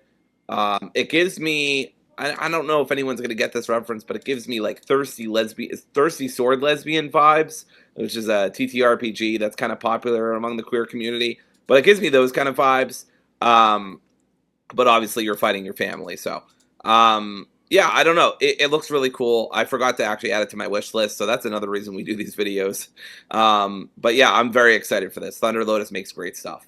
yeah. It seems like there's a bit of a detective narrative focus as well. There's puzzles. There seems like there's some card mechanics as well. Going Yeah, by. So this game is like a mix of genres, but the art styles were what really drew me in with this game. It's one of my most hyped same. indies of the year. So hopefully it comes out this year. It does say 2026 though. So And just to give you an idea of how beloved the Spiritfarer was, it has overwhelmingly positive on Steam, based on over this is the most I've ever seen, 44,000 reviews. That's nuts. So yeah, a lot of pressure here. It's been 6 years since Spearfair. Well, almost 6 years, right? Well, about five and a half. Yeah, So there's a good amount of pressure here, but I think they're gonna nail it. And this is way up my alley than Spearfair. And then if they could make a management sim game, a cozy management sim game that I like, and that's not even my genre, I'm very excited what they could do with a genre that is very much in my wheelhouse. absolutely. So the next game on both our lists is Control Resonant, which we saw at the Game Awards. It's a sequel to Control. It stars Jesse's brother Dylan. This seems to be going more for like action, more like Devil May Cry kind of action, than compared to like Control One, which was very like third person shooter heavy and floating around and throwing objects and things like that. It still has the same like trippiness, the Doctor Strange like level design of like all the buildings moving crazy places, the psychedelic atmosphere and all that. It looks very much like Remedy, right? It's a Remedy game, of course. Yep. You could tell. So I'm very excited for this. I love Control. I don't think Control is Game of the Year contender like it was. Like people were putting it on like Game of the Year awards and stuff like that. I don't think it was that good, but I still think it was a really good game. And I'm very excited for this, and I'm glad it's on Steam because Alan Wake 2 was not on Steam, which Yep. irritates me. Yeah, I'm looking at the Steam page right now. It says explore warp Manhattan on the brink of paranatural annihilation in this thrilling action adventure RPG. So totally up my alley. Unleash the extraordinary powers of Dylan Faden as he fights for his humanity and our survival against the reality-bending cosmic threat. Where the fuck is Jesse? God damn it! She'll probably be in the game. Oh, of course, of course. I'm being facetious. Yeah. But it looks great. Graphically, it looks incredible. The art direction looks incredible. I loved Alan Wake 2. Thought it was a really great game, and I thought that Control, the original one, was great as well. Like Seb said, not a game of the year, but a great game. And so I'm very excited for what they can do with what they've learned from Control and Alan Wake 2. Yeah. Obviously, this is all part of the Remedy universe, so we'll see how that links back into Alan Wake 2. Yeah. Remedy's probably the only company in history, right, or in the world right now that's doing a kind of shared universe where I'm like, yeah, let him cook. I'm interested. Yeah. But anyway, Yeah. I'm very excited for this. Remedy is one of those, AAA, right? Yeah, they're AAA. Oh, absolutely. Yeah, they're one of those AAA companies I just very much Well, trust. And there's not a lot of those left anymore. They're AAA, but they're definitely hanging on for dear life. Like they can go bankrupt at any moment. And people thought they were going to be purchased for a long time. Unfortunately, Alan Wake 2 did not sell as well as they hoped, and so yeah, they're definitely hanging on. They're in a weird place because they're AAA, but they're still very much indie as well. Yeah. I'm not even joking. Like they're always like financially like they got to watch what they're doing, and they're still doing Alan Wake remake as well. Not Alan Wake. The other one. Max Payne. Max Payne. They're doing a Max Payne remake as well, so we'll see if that comes out this year. I'm very excited for this game, of course. I'm curious how big it's gonna be because if you remember Control was like a Metroidvania and was mostly walking through hallways and office. It's an office building and things like that. So this is like in a big city. So I'm curious how big of the scope of this game is going to be. Is it going to feel like a Metroidvania again? I would assume so, but how big is that going to be? It's going to be like open world-ish, like Spider-Man. Because no, Spider-Man takes place in New York as well. Right. All right. The indie game that I have on my list that you don't is Deer and Boy, which is it says, in this poetic cinematic platformer, a runaway boy meets a fawn. As their bond grows, so do their abilities and the emotional weight of their journey, where silence speaks louder than words. The key features of this game, it says, there's no dialogue at all. This game is purely visual and with music. There's an evolving companion. The animal will gradually grow throughout the story, and will become an essential and protective companion. You basically play an animated film, so it says there's breathtaking art direction, engaging puzzles, clever challenges integrated in your journey, a cinematic adventure, beautiful 3D environments. They're movie-like. It's family-friendly, so there's no graphic violence or complex text, and it's a complete journey. that you can finish in a few play sessions. So it's a shorter game. This is so up my alley. I love cinematic games, love narrative games. It's gonna be an emotional game. It's gonna be an emotional, very emotional game. The music's probably gonna be really good. This is gonna be one of my most underrated games of the year. I think people are gonna overlook this game. This is one of my most hyped indie games of this year. I've had my eye on this game for a while. This is the kind of game that puts me in like the obscure hardcore gamer space, right? Like this, I'm probably one of the. I never see this on anyone's list, so I'm very excited for it. This is so up my alley. So yeah, any opinions on this one? I'm like I don't know. And that's my overwhelming feeling. Like I don't know. I just don't. There's not enough in this trailer to really get me hyped about it. I do think it looks adorable. Obviously, I am rather fond of it. Yeah. But anyway, it's got some platform elements apparently, and I don't really see that in the trailer. But that kind of I like think it's wasn't. basic platforming. Yeah, it's probably basic. You're probably right. So I just don't know. I don't know. I'm gonna let Seb kind of decide if I play this or not. To be honest with you, Yeah. Seb will probably buy it, and I'll be like, "All right, Seb, was it any good?" And you'll be like, "Yeah, it was great," and you'll tell me if you think I'll like it or not because you know my taste. Yeah. So, but we got another game that is definitely to my taste up next, and Go ahead. it's called Dench Attack. And I don't need to make anything up here because the exclamation is in the title. It's finally somebody doing the right thing. Dench Attack is basically what if Jet Set Radio met Tony Hawk Pro Skater? Flip, trick, and grind your train a fast-paced, off-the-rails ride through a colorful Japanese dystopia. Outmatch rival gangs, wreck a shady megacorp, you see why I like it, and take back the tracks with nothing but skill, speed, and style. So I just love how this game looks. It's beautiful. The developers are not Japanese themselves, actually, if I recall correctly, but they have visited Japan a lot and have a great fondness, of course, for their scenery and for their trains. Naturally, you fight a Gundam at one fucking point. You fight a big like train worm. There's so much cool shit going on in this trailer. You get chased by a baseball. I mean, baseball is incredibly popular in Japan, by the Yeah. way, if you don't know. It looks like the Fireshine Games is that's the publisher. Undercoat. It says they're in UK, so I guess they're British. Yeah, I think so. They also came out with anything I know. I've never heard of any of these games. Retro Mystery Club, Treasures of the Aging. Yeah, I've never heard of any of these Oh, games, so but this game is really cool. so it says find us in. They're in Spain. They're in Barcelona, Spain. Oh, in Spain, okay. Yeah. So yeah, I couldn't remember where they were from, but yeah, very cool. A great cultural fondness of Japan. They did the reason I'm talking about this, they did an interview with IGN, so go check that out if you want. But they talk a lot about the behind the scenes stuff about why they're doing this game specifically and what it means to them and stuff like that. I thought it was really fascinating. So I'm really rooting for this game. It looks really cool. It's got some cool themes. I'm very interested. Yeah, I haven't seen a Western studio have this kind of love for Japan since like Sucker Punch with Ghost of Tsushima and Yugosu Yotai, Right. right? And the concept is crazy.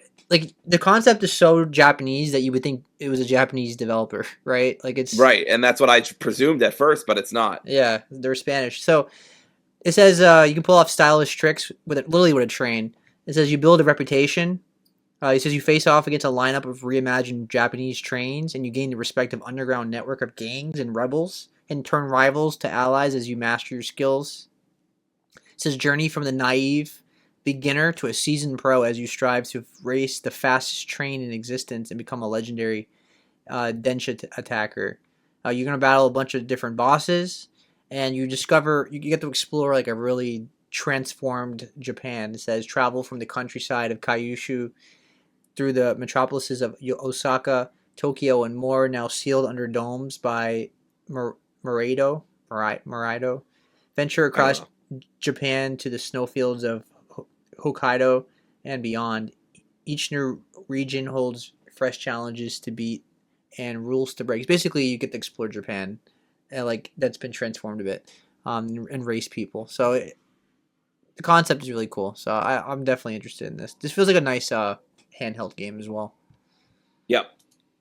All right, another game that's on both of our lists is Directive 8020, which was supposed to come out last year and it got delayed. It's from Yeah. Supermassive Games. It's basically a Dark Pictures game, really. Um, the best way I would describe it is it's The Thing, right? It's a cinematic Yeah. The Thing It's video the game. thing in space, so it's basically the thing plus alien. Yeah. It says trust no one. And going for the the thing, right? Don't trust anybody. Oh, Right. don't say Among Us because obviously the Among Us is based on the thing. But yeah, trust nobody. But the difference is you get to rewind your decisions in this one. It says rewrite your destiny and change the course of your story with our new Turning Points story tree. Uncover multiple endings, unlock hidden paths, and save your crew from their fateful fateful deaths. So I guess if there's like a tree, it's gonna remind me of like what was that game? It was David Cage game with the androids. Oh yeah, yeah. Heavy Rain. No, the android one. Why am I forgetting? Oh, Oh my god, why am I forgetting? Detroit Become Human. Yeah, Detroit Become Human. That was it. That one did the same kind of concept with that different branching tree and all that. Um, I'm very excited for this. I mean, I'm not expecting like a monumental game changer of a game. Like it should be a good, solid, even like a 7 out of 10. Even if it's like a 7 out of 10 movie experience, I'll enjoy it. Right? It's a good Yeah. party. It's a good party game. Most It's good. most of Supermassive games are just 7 out of 10 in my Exactly. experience. There are Exactly. exceptions. Ashes, House of Ashes, and Yeah. of course Until Dawn. And Mm-hmm. but other than that, I find most of their games just Average. good, not great. Yeah, they're pretty good. They have a lot of issues. Their writing is the writing of the characters is just kind of All blah. over the place. I finally played The Quarry last year. I was so excited to play it. The writing ping pongs from, well, that's actually kind of deep and thoughtful too. Oh my god, why would they write that? Yeah, It's terrible. Why would you do that? yeah, I'm like, my ears are bleeding. So yeah, I don't understand the studio at all. They can come out with really well written, thoughtful characters at one point, and then another point they release the cringiest, shittiest dialogue I've ever heard in my life. So I don't understand. But yeah, I'm hoping and not even in a fun way. But yeah, yeah, I'm hoping this next one is good. yeah. I mean, the Quarry makes sense because it's like a teenage No, for slasher. sure. Like it's a werewolf slasher film like game, right? But like Right. this one is going for more of a serious tone, so hopefully the writing's Yeah. more focused on like being serious and all that. Yeah. Because like don't if it's this game is cheesy, it's gonna completely fall apart because it's Yeah. going for a very serious story. So Yeah. could you imagine? Because it'd be like watching The Thing and like everybody's making cheesy teenage jokes and saying like Gen Z humor. Like it would take you away from the movie. So hope because this is like a movie kind of game. So obviously that's very important. It's like a movie, right? Like the characters suck and they're not likable, and you have no one to root for, and the story's not that great. The movie's gonna Yeah. suck. Yeah, in The Quarry, there were like two characters I actively didn't care if they died. Of Yeah. course, I ended up pretty much saving just about everybody through my Yeah. choices. So if this is the kind of game where the gameplay can't carry it. So if the story and the characters suck, then the game's probably not going to be good either, right? Yeah. All right. I'm going to guess that comes out in the first half of the year, but we'll see. All right. The next game is Fable. Of course, it got delayed to this year. Potentially, it could be next year. We don't know. It's from Playground Games. They've never made a Fable game before. They're the people that make Forza. If you know Forza is the most quality racer right now. It's a very high quality game. That's what keeps me very excited for this game. This game looks like it's going to be high quality. Fable is classic Xbox franchise. It's like the first game I think of when I think of like a karma system, where your choice Right. of good and evil really matter. I mean, we've done that a lot since then. Yeah. But we might see it shown more, or we might even get a release date this month at the Xbox Developer Direct. I think they already confirmed that they're going to be doing that this month, but we'll see. Not the release date, but like that they're going to show it. I feel like this game is coming out this year. It would not shock me if it gets moved to next year, but I think I feel more confident that it's coming out this year than I did last year. Last year I was completely not surprised that it got delayed. So Any interest in this game? I mean, it is on your list, but like, what interests Yeah, you about it? sure. Yeah, I mean, I didn't grow up playing Fable. It's another one of those kind of older games that I missed out on. I don't think I did have an Xbox, and I think I had a 360. I don't. Which one did Fable come out for? Was it the 360? All of them on the 360. Okay. So for some reason I missed the boat on this, even though I loved RPGs as a kid, and loved Mass Effect. So it makes no sense why I Well, didn't. I the first game was the original Xbox, I believe, and then the Okay, maybe I missed that and then just never got on the boat. Anyway, yeah. regardless, yeah, I missed it as a kid. Didn't play it. So I don't have any like nostalgia like making me really hope for this game to be successful. But that said, the general concept is obviously it's just obviously I'm oversimplifying, but it's basically just Mass Effect, but except in space. It's in a fantasy world, right? I know obviously that's not completely true. I'm oversimplifying, but for the sake of my understanding of it, right? It's got a big morality system. It's all about the action and the combat and And the the big and, character moments. and the unique thing was too is that you were like a child and you actually got to grow up and grow up throughout the game. Like you see like you're a Mm, child and then you're a teenager, then you're an adult, and then you're like an old man kind of thing. Like there was a cool mechanic like gotcha. that too. That's It cool. was ahead of its time, S is what I'm saying. Yeah, for sure. Yeah. So I mean, I think it's at its core a very cool idea for a game, and it's something that I definitely want to experience. And I don't really have a lot of interest going back to the original Fable, although I'm sure it does hold up generally? Question mark. But yeah, I don't really have a lot of interest in that, so I'd rather just play the remake or whatever it is. So All right. The next few games are all on my list and not on Dory's list, so I'll go a bit fast. The first one being Fire Emblem Fortune's Weave, which we got to see at the Nintendo Direct in September. This is one of my most hyped Switch 2 games of the year. I never grew up with Fire Emblem, but Three Houses was so good that I fell in love with the series. And this is like the same kind of game, right? The strategy, real time strategy game. And I think it's turn based, I believe, turn based strategy game. But either way, it's a strategy game. Um, the story of that game was really good. This game seems like it's going more for again a big story, a lot of voice acting and cutscenes, and big epic story about war and kingdoms and all that. It looks great. I'm very excited for it. This feels like a good summer game. I hope it comes out like spring or summer. Um, I loved Three Houses. Like that game was so freaking good. That was one of the best Switch games ever made. That was it's like my top 10 Switch games, maybe top five. So I'm very excited for Fire Emblem now. This is like one of the marquee Nintendo franchises for me personally. So, all right, Forza Horizon 6. Obviously, we know it's coming out in Japan.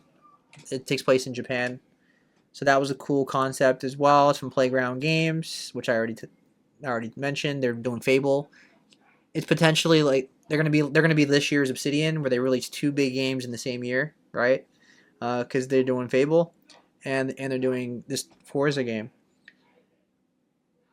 I mean, I don't have to go into too much detail. You know what Forza is, right? It's a right. Horizon 5 was a big open world game. You got to explore it. The environment was incredible. The open world was incredible. It's one of the best racing games ever made. Go play that. I expect the concept of exploring Japan like that sounds amazing, and I am definitely day one on that game. And I'm not a big racing fan, so that tells you a lot, right? But I really enjoy Forza. The next game on my list is Game of Thrones War of Westeros. If, if there's one franchise developers have really fumbled the bag on, it's Game of Thrones. First of all, Game of Thrones is not as popular as it used to be, right? Like I was always blown away. They never made a huge game at the height of its popularity, which was like from 2011 to 2019. We got pretty much nothing on Game of Thrones. The only thing we got was that Telltale game that people didn't really like. I thought it was okay. Um, the concept of this sounds amazing, right? It's a strategy game. It's a real time strategy game. You get to conquer Westeros as and like I've that sounds amazing. Like I'm not a huge RTS fan. but there's some exceptions. And the concept of like being like a Stark or a Targaryen or a Lannister and like getting to conquer the entire the continent and build armies and like it just sounds like a great concept. I'm very excited for it. If I remember correctly, it also has like different story elements where like characters that we know side with the villains instead, and like it has some cool like what if scenarios if I remember correctly. I've been thinking of a different game, but I think that was correct. But anyway, the concept of itself just sounds awesome. Yeah, this was the game that had Jon Snow like being undead and teaming up with the Night King, so that was cool to see. Definitely one of the most hyped games for me this year. Comes out this year. All right, another big Xbox game for me, Gears of War E Day. Obviously, I'm a big Gears of War fan. It's my favorite Xbox game franchise. It's from the Coalition. I mean, what is there anything to be said? It's the prequel to Gears of War 1. It's gonna play like Gears of War. I don't care if it plays like the older Gears of War games. Just give me that. I don't need. Yeah. Don't give me some bullshit vehicle section again that drags the game down. If it's a linear game and it's an 8 to 12 hour kind of game, totally happy. I do think it's coming out this year. I'd imagine it's ready to go at some point, so I'm very excited for that. I'm surprised it's not on your list, Dory, or at least any interest in it. I do have interest. I almost put a orange with a question mark. Yeah. Because I remember trying the remaster remake of Gears of War, but remember Kim and I couldn't play it together because there wasn't any couch co-op, which is just outrageous to me. And I didn't want to play it on PC and connect it to my TV and shit. And I don't think that had couch co-op either. I don't remember. Anyway, there's a whole thing. I think I had bought it and I was pissed. And yeah. Yeah. I don't know. I don't know if Gears still has the juice for me in terms of like me being actively interested in it as a franchise. That said, if it gets strong reviews and you end up liking it, I don't see any reason why I wouldn't play it or at least give it a shot. But yeah, I tried playing Gears by myself for like a good 20 minutes and I was like, this feels really empty and boring without another person. I think also I was just really disenfranchised because I wasn't able to play with him. And we both grew up on Gears, so. And you don't even have to buy it because it's either you play it on Game Pass or I'm gonna buy it. So either way, you don't even have to try it out. Like, you don't even have to like worry about the price when you try it out. All right, the next game is Halo Campaign Evolved, which is coming to PlayStation 5, which is just crazy to say, right? Like Halo being on PlayStation is just weird. As a millennial that grew up with Xbox and PlayStation being rivals, like people grew up with Super Nintendo, like Nintendo and Sega being like the big rivals, right, in the industry. For me, it was always Xbox versus PlayStation. I always had both, so I was never on a side really. I probably leaned more on PlayStation side because I love their franchises a bit more. And PS2 is like my favorite console ever, but I still loved Xbox. Played everything too. So Halo being on PlayStation is just wild, right? With that said, I'm very interested in it. I love Halo. It's a remake of the first game. It seems like they literally said it's being built from the ground up. You're getting modern HD visuals, refined controls, 4-player co-op, 3 new missions, new weapons and vehicles and new enemies. I mean, it's the first game. Hopefully this game is fantastic and it draws a new audience of gamers in. Halo, we know Halo as being one of the marquee franchises growing up, right? Like Halo 1, 2, and 3, but 3 especially was massive, right? Like everybody played Halo 3 when it came out in 2007. Like when I was a kid in middle school and like early high school, it was like World of Warcraft and Halo 3. Like those were the big two. And there was like Left 4 Dead in here and Call of Duty and stuff like that. You know what I'm saying? You remember that, Dory? All that? Did you play games around that time? During the mid 2000s, yeah, I was playing like 2007. Like, I would say 2007, 2008. Sure, yeah, like late 2000s. Yeah, I was still gaming then, playing Modern Warfare, Halo 3 specifically.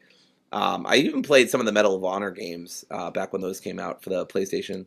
Yeah. So what I'm saying is the kids today don't remember Halo being as popular as it used to be, right? Like Halo was like Fortnite for us, and so I'm curious how popular it's going to be. Maybe this is the game that brings Halo back to what it was, because I don't think the last Halo game did that, right? Kind of went by the wayside. I mean, I'm not saying it's not popular. I'm just saying like it didn't catch on like other big multiplayer games as much. Yeah. You agree with that? Yeah, I agree with that. I don't think Infinite caught on as much as certainly not as much as Bungie or Microsoft wanted it to. Yeah. And I think I You tried mean the multiplayer for a bit. you mean 343? Oh, 343, yeah, yeah. I'm so used to Bungie owning them. I Yeah. completely forgot it's a different studio, the Halo studio, right? Yeah. But they renamed themselves for absolutely no reason. Yeah, I Well, don't know. yeah, Bungie. Yeah, isn't it weird that Bungie's owned by PlayStation now and does Destiny, and 343 became the Halo studio? It's just weird. It's very strange.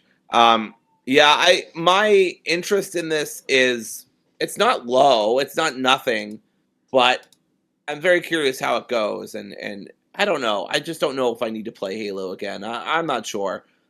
This is more like a we'll see than I have no interest. Yeah. There's also been a lot of reports about the way that Microsoft and Halo Studios are handling the issue of AI, so I'm keeping a keen eye on that as well. Yeah. So I'm just not really sure how much I'm going to want to play this. But I obviously grew up with Halo. I grew up with Halo 1, 2, and 3. It's probably one of the few franchises I grew up with as a kid Yeah. that I really stayed up to date with, at least for the first few games. I think I even played ODST or whatever the heck it is. Yeah. Like I played the first 20 minutes or something with a friend. That was super fun. But after that, I never played 4 or 5, and I never played Infinite, so I dropped off after that. But Yeah. yeah, I mean, obviously some good feelings towards Halo as a franchise, but I just don't know. It's been 20 years, so I don't even have the argument that like it's not time because yeah, enough time's passed. I can understand it. Yeah. So I'm not going to be like that. It's not like a Last of Us situation, Sure. but I just don't feel the need personally. But I mean, if it gets great reviews, yeah, I don't see why not. At the very least, I'll enjoy the campaign, beat it, and then move on. At the very least. Yeah. Right. So, all right.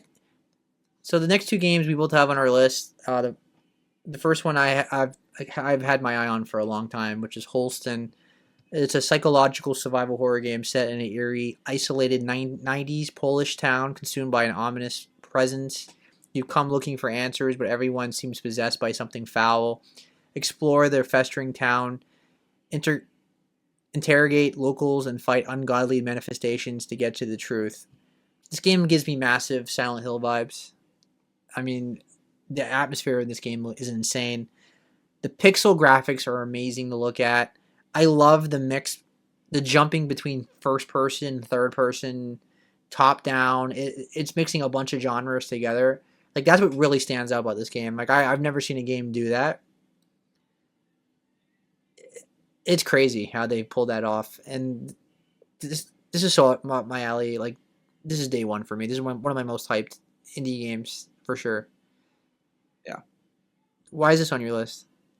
Yeah, I just saw it, looked it up, realized it was on my wish list. And yeah, I mean, it looks really cool. I love the art direction. I like you said, the mixing of third person and first person is really attractive to me. So we'll see if I end up liking it. Yep. All right. The next game is John Carpenter's Toxic Commando. Dory, why is this on your list? It gives me like it's one of the few games in recent years that gives me actual Left 4 Dead vibes, Left 4 Dead 2 vibes in a good way. Yeah. And not that Back 4 Blood was bad. I thought it was a solid effort from what I played. Yeah. But I don't know. I like this a lot. I also like John Carpenter a lot. Speaking of The Thing, as we were earlier. Yeah. So, yeah, I mean, it looks good. The graphics look good. It looks like a blast to play. Yeah. It has vehicle combat, which we didn't have in Left 4 Dead as well. Right. So that's really cool. It's a big part of this. I'm not necessarily day one on this game, but Yeah, me neither. I do see myself playing it at some point. Maybe when it's on sale, but definitely interested. Right. I will be right back. The next 3 games are yours anyway, so sure. I just got to use the bathroom. Yeah. All right. Next 3 games, starting with Lords of the Fallen 2. Lords of the Fallen 1, very controversial game. Had a lot of issues, performance issues, question about game development in terms of game direction. I mean, in terms of like the enemies, there was too many enemies on screen. It was too hard, and they had to patch things and things like that. It was the first game was a mess. They fixed a lot of it up with patches and stuff like that. Hopefully, the second game cleans a lot of things up, so it makes me a little more optimistic that this one will be much better. So I like the art style and the art direction, things like that. So I'm just keep my eye on. I'm not necessarily getting it day one. I probably won't get it day one. I'll probably get it on sale, but I'm just keep my eye on it. It might be good. I do like me a good Souls game. Another game on my list is Liminal Point, which is a classic survival horror game. It's based well, it says on Steam. It's not an actual classic. It's based on an old school survival horror game. It says, drawn to Ashen Point by a cryptic voicemail, Lyra returns to the island where her band's story ends in tragedy. Shrouded in fog and prowled by horrors, confront deadly creatures, explore the desolate town, and reveal the truth behind the night that changed everything. So the main thing that appeals to me, of course, as an old school survival horror fan, is this game is like a modern old school survival horror game. It literally says that on Steam. It says, you have the limited resources, tense encounters, and an atmosphere dripping with dread. You gotta manage your limited inventory space carefully and rely on the map to plan your next move wisely as you navigate the fog-shrouded island, the mansion, the hospital, or the sewers. It says that there's immersive psychological horror in this game. It says there's a layered story of tragedy, memory, and blurred line between reality and nightmare as you piece together Lyra's past and Myra's role in the events. Obviously, the atmosphere has a lot of exploration. There's a fog-shrouded street. Again, very Silent Hill. A lot of mystery. It says there's a striking isometric perspective with detailed environments and dynamic lighting that bring the game to life. And it says there's really good sound design. There's an original soundtrack and ambient audio immersion as you explore like a desolate hall, abandoned mansions, and more. So this is one of the, in terms of the survival horror community, this is one of the most hyped games of the year in the horror community. So I'm very excited for this. Of course, this is one of my most anticipated indie games of the year, especially for horror games. So I strongly recommend it for people that want old school survival horror. All right, and then the next game is Lurks Within the Walls, or Lurks Within Walls. So what stands out to me about this game is that it's an RPG survival horror game, right? It says it's a tense survival horror game that combines modern dungeon crawling RPG with fast-paced turn-based combat. Explore cursed environments and fascinating creatures, born from the haunted art of Trevor Henderson. The key features of this game is there's modern dungeon crawling with RPG elements, fast-paced turn-based combat with against nightmarish creatures. You gather weapons and items to confront threats that demand strategy and resource management. There's a bunch of creatures by Trevor Henderson, who he's best known for Siren Head, Longhorse, Bridgeworm, and many others. There's multiple paths you can take. You play as surviving residents armed with pipes and makeshift weapons, and police officers striving to eliminate threats and save remaining survivors. Choose your own weapons, master special skills, and face dangers ahead. Survive, adapt, and come back with a new approach.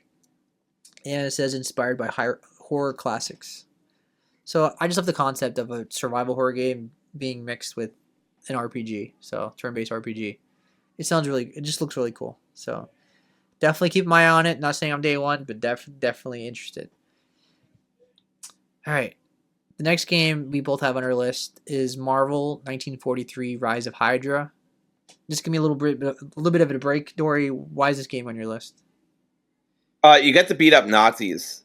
Just gonna be blunt. No, look, my affinity for Marvel is not at an all-time high, let's say. Although I am excited for Brand New Day, but that's probably about it for 2026.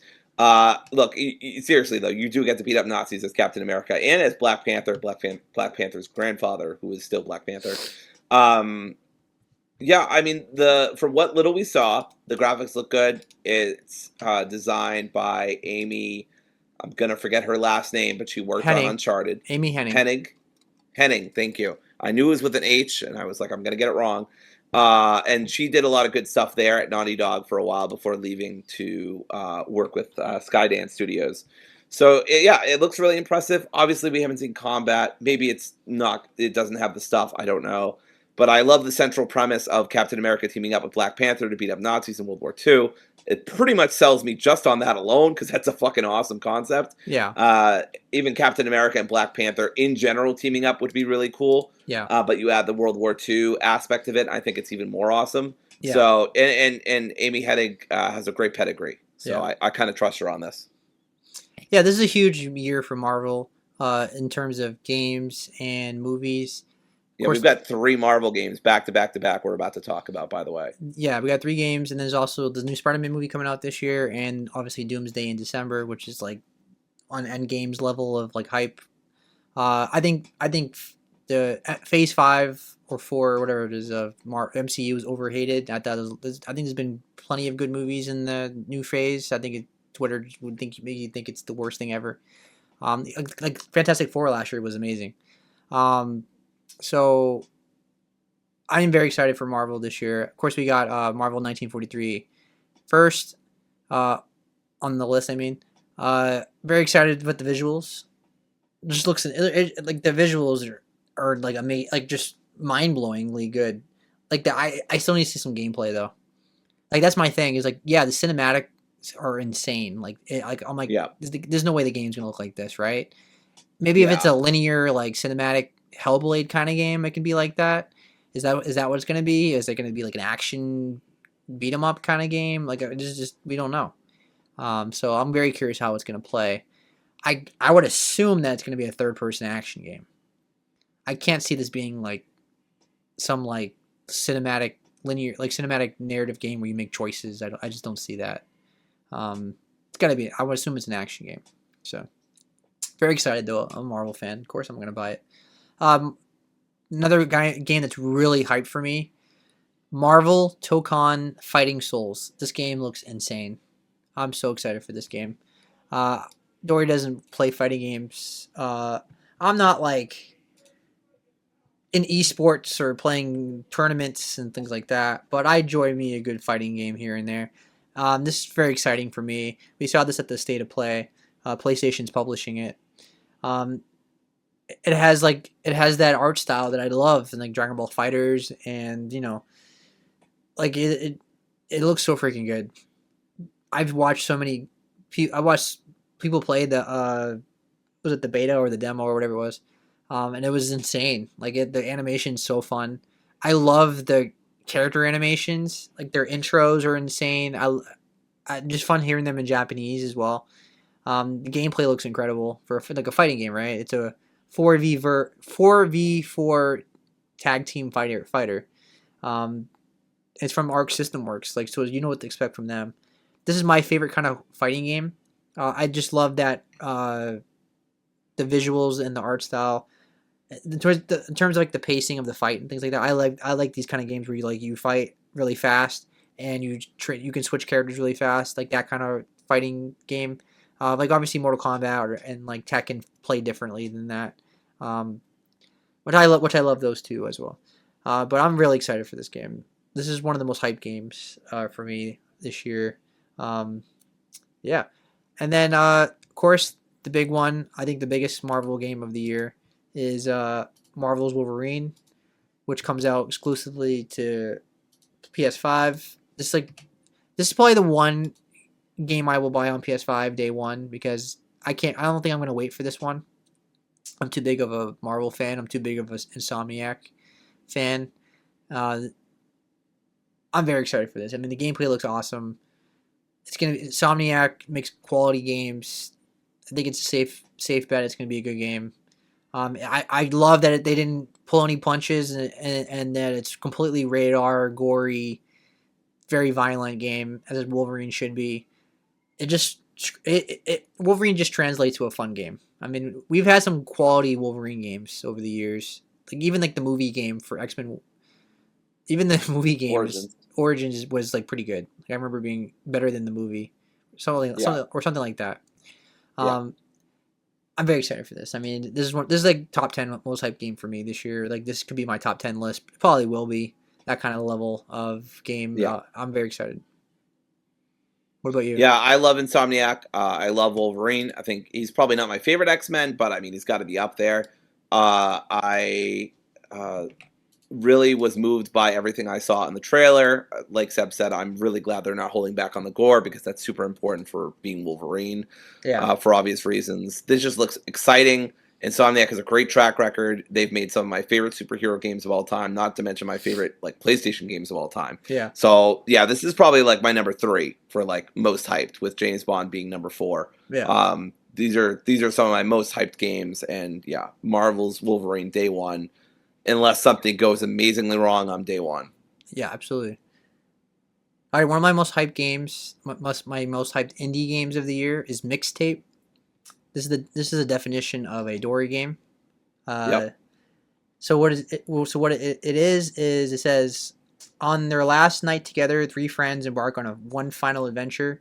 Play through a mixtape of memories set to the soundtrack of a generation.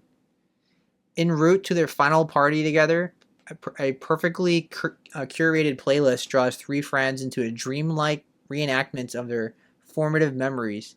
Experience a variety of narrative, uh, like moments that shape them. Players will immerse themselves in like a teenage wasteland, play through a mixtape of joyful gameplay, from skateboarding and flying to taking photos in an abandoned theme park, hitting baseballs and putting on a fireworks show from the backseat of your car.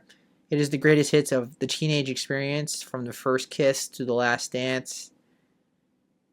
It's from Beethoven and Dinosaur. They're the people that made the Artful Escape, which if you never played that, I think it's one of my favorite indie games ever. Like I love that game. The Oh colorfulness. wow. Yeah. Did you play it, or you didn't care to play I it? did play it. I thought it was pretty good, great. Not one of my favorite indies ever, but Yeah, I because I really kind of loved got it. tired of the Simon Says Yeah. stuff. It But was too, but it it was was really still, short. It was really short though, so that was the thing. yes, it didn't overstay its welcome for sure. I enjoyed it. Yeah, so it draws inspiration from coming of age movies. It's very nostalgic, and it has a bunch of songs from different bands. I won't say all of them, but like Devo, Smashing Pumpkins, Iggy Pop, The Cure, and so much more. So it's a punk rock game, right? This is so up both of our alleys. Like this is day one for both of us, I would assume. And it's Annapurna. I play like pretty much all Annapurna's games at this point. How do you feel about this game? I am very excited. This has one of the best taglines I've ever seen in a video game, uh, which is "Hang out, sneak out, make out." Wow, what a fucking tagline! Yeah, like Seb said, this is so up my alley. I love these teenage games about rebellion and being against the law. Of course, I was a teenage anarchist and am now a burnt out part-time anarchist adult. So that always moves me when we see teens rebelling against the law. Probably some dialogue options and choices. It's very a stylized art direction. There's probably going to be some gay shit. Let's be real. Yeah, The absolutely. soundtrack sounds great. And I like the Artful Escape, so that's good for me too. So it's just a lot of stuff that I really like all together Yeah, in one nice package. And it looks like '90s nostalgia, which I was still a young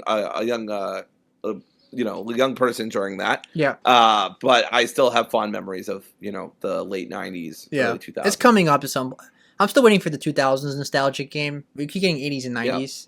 Uh, I but played. I write games, not tragedies, and that was 2000s coded. yeah, I'm So gonna play that because of that reason. that was great. That's a great game, by the way, Seb. I think you'll enjoy it. The rhythm stuff is whatever, but the central core narrative is really good. But Yeah, anyway, yeah, yeah, we're already getting it, but we'll see it more and more as I'm sure down the line. yeah. All right, so Moomin Troll, Winter's Warmth. I talked about this a couple times already, but it's a point and click game. Very cartoony, very cute. Takes place like in wintertime. It depends on where this game comes out for me. If it comes out like in the wintertime, like around this time, I'll probably get it, or or I'll wait until like Christmas time. It just feels like a nice winter game. Nothing major about it. It just looks like a cute little game, and I'll probably enjoy. Hopefully, it doesn't overstay its welcome. It's a couple hours, maybe 5 hours. I'll probably enjoy it. So I just wanted to shout that out. I like to shout out indie games. Mortal Shell 2. The first game definitely rough around the edges, so I'm hoping this one is an improvement over the first one. The first one is decent though; it's not a bad Souls game. But if you don't know what it is, it's very dark fantasy kind of Souls game, like Dark Souls. It's very dark, very eerie world.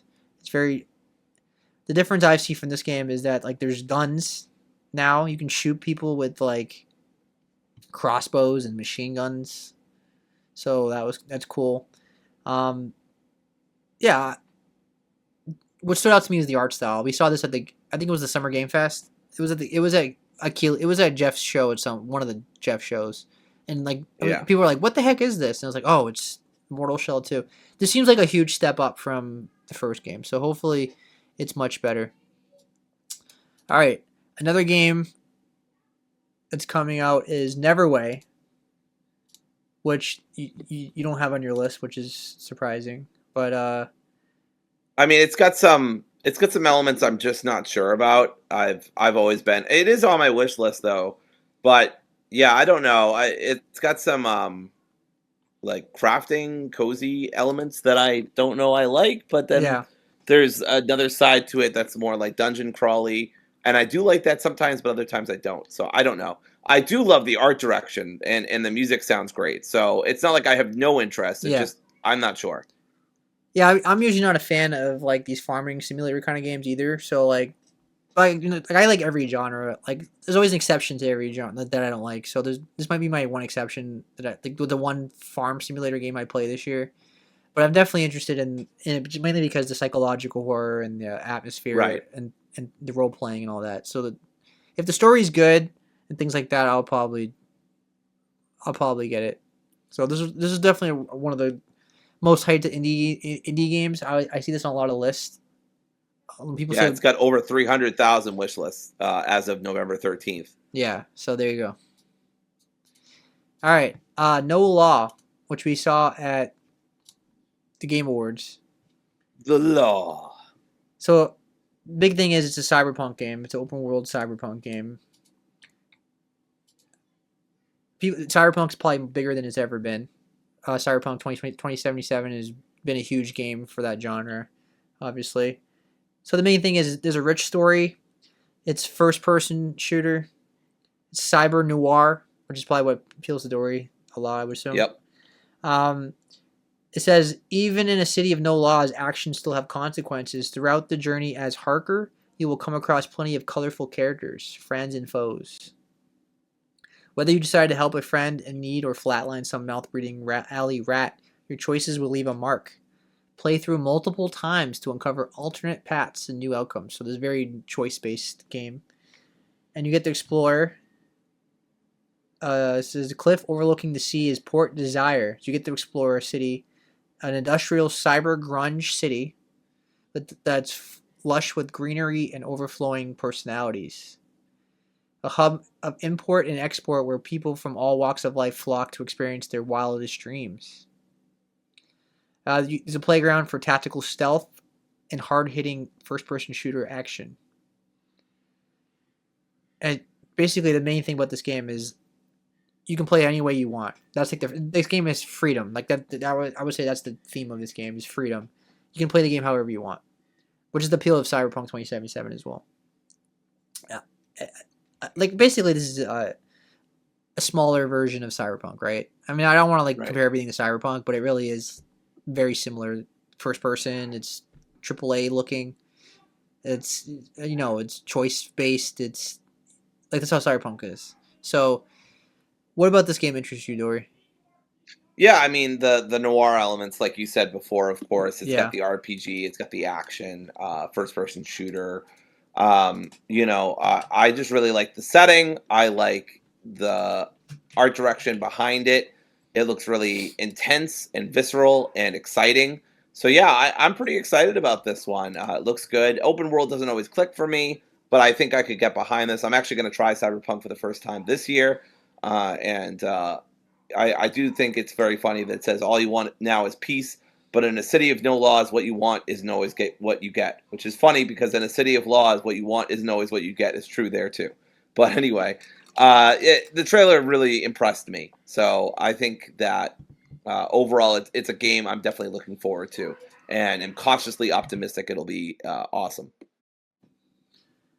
All right, the next game for me is Orbitals, which is still disappointed that it's a Switch 2 exclusive, but I still can't look past how good the gameplay looks. It's a co-op puzzle adventure game exclusive to Switch 2, and it's inspired by 90s anime. I just love the aesthetic, I love the art style, and I love the gameplay. So I'm very interested in it. Um, and yeah, so I just wanted to shout that out because I definitely keep my eye on it. It might be one of the non Nintendo games, like in terms of like non first party games that I buy exclusively on Switch. And we'll see if it comes out on PC or something later on. So, all right, next two games are on both our list. First one being Onimusha, Way of the Sword. So I told you it was a huge month for Capcom. Excuse me, huge year for Capcom. This is their fourth big game of the year, which is insane. Yeah. And yeah, Onimusha is one of my most anticipated games of the year. I mean, Onimusha is a franchise I grew up with on the PS2, and this seems like completely different from those games. Those games are very like tank control, Resident Evil with samurais.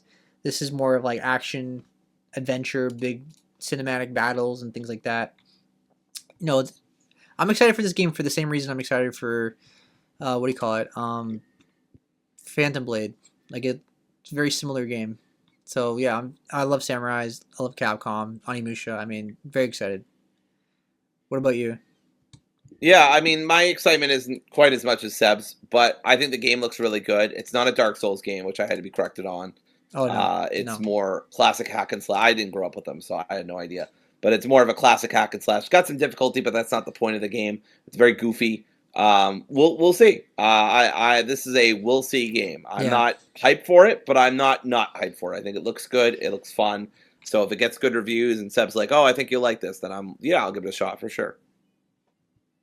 Another game is Out of Words, which is published by Epic Games, and it got announced at Summer Game Fest last year. It's coming to everything as well, but it's not on Steam, so it's Epic only. It's what you expect. It's a co-op platform adventure game, so it's like Split Fiction, and it's like Orbitals that I just mentioned as well. So this genre is getting more popular, and I just love the animation, the stop motion. It just looks great. This is going to be one of the best indie games of the year, I think. Uh, Again, a game I see on a lot of lists as well, so it's not getting overlooked or anything like that. It's gotten I mean, it was at the Summer Game Fest, so it got a lot of eyes on it already, and a lot of people said, "Oh, this looks great." So I'm very interested in it. I don't know if I'm going to buy it on Epic. I'll maybe buy it on PlayStation or something, but we'll see. What about you? Yeah, I think it looks really fun. Similarly to you, I love the art style. I don't have as much compunction about buying on Epic as you do, so I might buy it on Epic, but I also might not. I don't know. But it looks cool. If it gets good reviews, I'll probably get it. All right, next three games for me: Phase Zero, old school survival horror. That's the best way I would describe it. It's literally tank control, kind of fixed camera angles. People play a lot of it already. I've watched people play it. It says it's based on 90s survival horror, fight monsters, pre-rendered environments. I missed those. I missed that genre type of games. Awesome sound effects, and then of course fixed camera angles. It's for me. It's not a door game at all. It's totally for No. me. Yep. Planet of Lana 2. Still haven't played the first one yet, so I know I've heard mixed things I about the first I one. tried it. I didn't. Yeah, It was too slow for me personally, but I loved the visuals and the music. I yeah, just couldn't jive with the gameplay. gotcha. I like puzzle platformers more than you do, so I'll probably like the first one more. Yeah. I would assume, and then the second one, I'm not getting it day one, but I'll get it at some point. So I just wanted to shout it out. I definitely have interest in it. Now, another game on the list that no one seems to be talking about on the list is Resonance, like Plague Tale Legacy. Like, first of all, this game kind of came out of nowhere. It was like at an Xbox show randomly. I was like, oh, Plague Tale, and it's a prequel or something like that. So, very excited for Yeah, this. it's a centuries previous prequel. Yeah, like, yeah. So I'm very. That makes sense because like Plague Tale has like a whole like. It's not. Medieval. It's not attached to the medieval. It's because I don't want to spoil the ending of the second game, but like, it can be in any era, is what I'm saying. There's a certain thing going on that affects any era of human history. So it makes sense that they're doing in the past. But although I am curious how they would pull it off in a modern setting. Anyway, I like the Plague Tale games much more than Dory does. I love the first. I love both of them. Really, I really enjoyed it. Yeah. They have I liked the flaws for first. I sure. streamed it actually. It's one of the first games I ever streamed on Twitch. I think it's a pretty good game, but I found the boss fights very frustrating, and some of the stealth sections as well. I'm also just not a big stealth person. There are some exceptions like Hitman, which we talked about earlier, And but Splinter Cell. generally I struggle with stealth, mostly because of my spatiality issues and just like sometimes I'm just slow on the upkeep with the kind of mechanics that stealth games want me to engage with. Yeah, And so I struggle with it, I think, more than Seb does, which is, obviously totally fine. I gave the second one a shot, and it just wasn't doing it for me. I do have it on Steam. I think I will try it again yeah, at some point because I want to give it a shot. Because I wasn't hating it, it just wasn't like moving me a lot. I think I had a lot of bad experiences with getting caught multiple times, even though I felt like I shouldn't be, and that grew really frustrating for me. yeah. So I just stopped playing. But yeah, like Seb said, he's way more into this stuff than I am.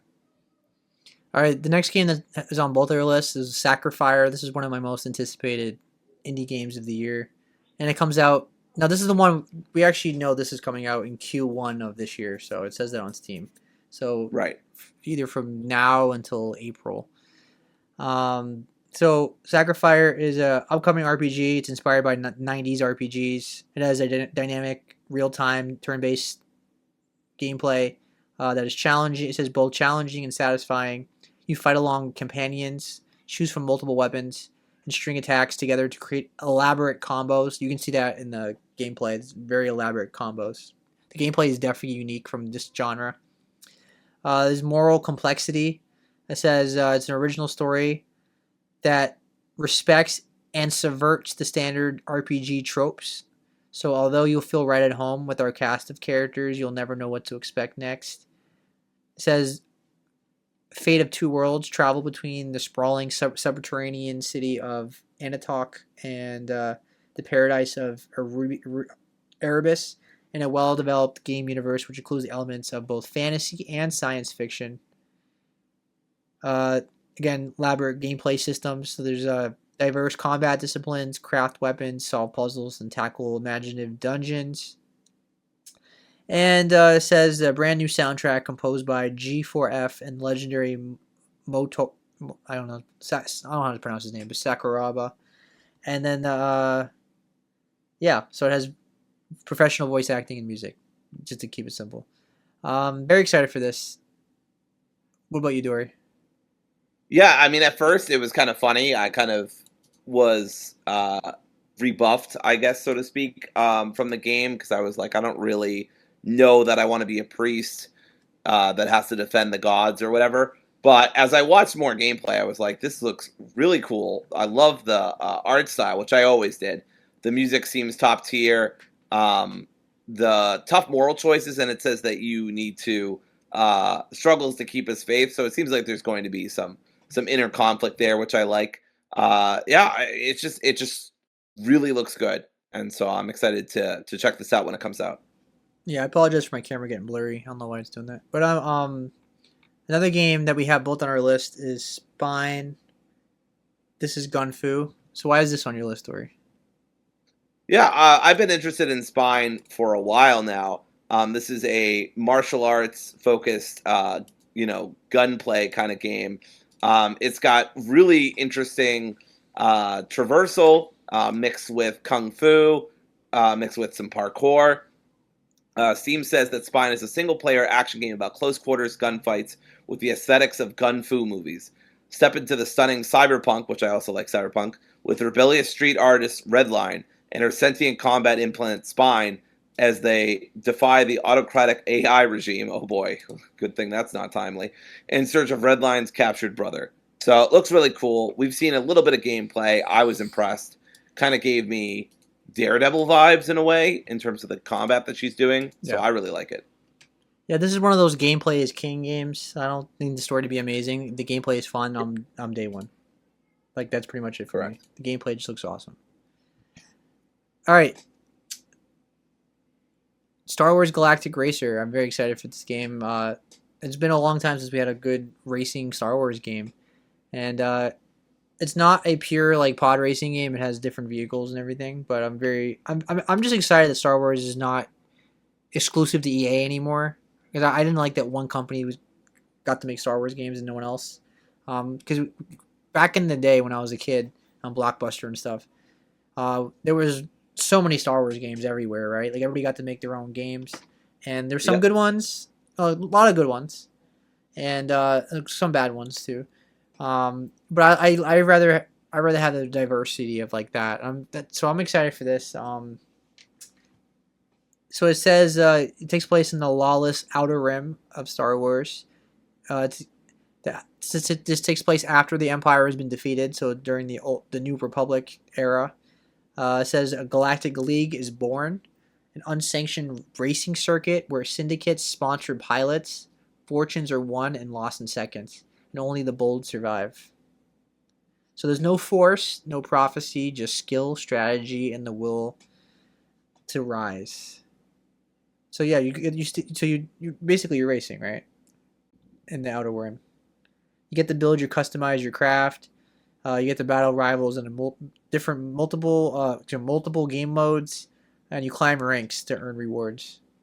So I hope there's like a campaign and some story elements in this game. I hope it's not just purely multiplayer and the rank system is just racing online all the time. But we'll see. If that's the case, then I'll lose a bit more interest in it, but we'll see. All right, the next game is Stupid Never Dies, which we got to see at the Game Awards at the pre-show. Both of us were like, "What the heck is this?" And then both of us were impressed by the visuals and the art style of it. Really, right? Like Yep. it seems like a fun game. The gameplay looks fun. So why is this on your list? Yeah, I mean this is like a really cool mid-2000s throwback. It says Exactly. werewolves, lizard men, skeletons in a world where monsters are part of everyday life. A bottom-rung zombie named Davy braves a deadly dungeon to bring back Julia, the frozen human he loved. It's literally Warm Bodies, but in a video game. Gear up for a Exactly. delightfully wild, blazing fast growth action RPG. Stupid Never Dies. So this is action RPG, zombies. It's got some adventure stuff. Yeah.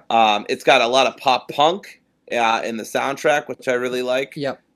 It looks really cool. It's a new studio formed by veteran action game developers. It says that Stupid Never Dies delivers a single-player 3D action RPG experience unlike anything you've played before, and I believe it. Yeah, the throwback to the 2000s for sure. It reminds me of Lollipop Chainsaw, and very excited for it. Definitely a game I didn't expect to like. It just came out of nowhere, really. I'm like, what the heck is this? But yeah, it looks awesome. Zombies, pop punk art style and music. I mean, it just looks fun. All right, the next one for me is Super Meat Boy 3D. I mean, it's Super Meat Boy, but in 3D. That's basically the whole game. It's a hard game, platforming. The good thing is, you quickly respawn, so it's like it's meant for you to die a lot, and it's frustrating.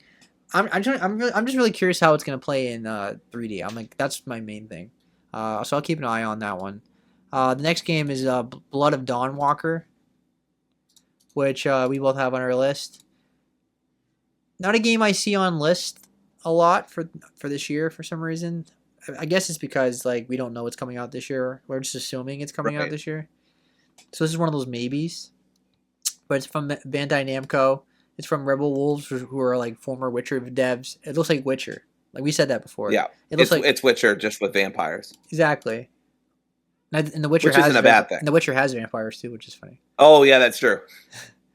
Well, at least I think they do. But it has monsters. Anyway, I mean, that's exactly what it is. It's an open world action RPG. If you love The Witcher, which I'm a giant Witcher fan. Um, I'm day one, pretty much. I'm very excited for this. What about you? Yeah, I'm less excited. I tried Witcher 3, I think twice. Hmm. And there are certainly things I liked about it: the writing and the dialogue, the music. Yeah. Even the traversal wasn't too bad, but I couldn't dig the combat at all, and I just couldn't see myself devoting that much time to a game that I wasn't really driving with the Yeah. combat. Yeah. But and I think even the biggest Witcher 3 fan will admit that the combat wasn't great. I'm not saying it was It terrible, was definitely the but weakest part of the game. I mean, it wasn't. yeah. I don't think it's as bad as people make it out to be, but I don't think it's Sure. great. No, I Great don't either. think it was bad. I just saw it and I was like, this isn't motivating me enough, Yeah. and this is a very long game. Yeah. So maybe I'll try for a third time to go back to it, but this is probably the closest I'll get to playing Witcher 3 again, unless you count Witcher 4, Yeah. which also looks great. Yeah, the Blooded Dawnwalker, open world, dark fantasy. You play as a vampire at night, or you play as a vampire at night and a guy, just regular guy during the day. You're trying to save your family within a certain amount of time. As I talked about, I think earlier when we talked about Phantom Blade Zero, there's a time limit on you.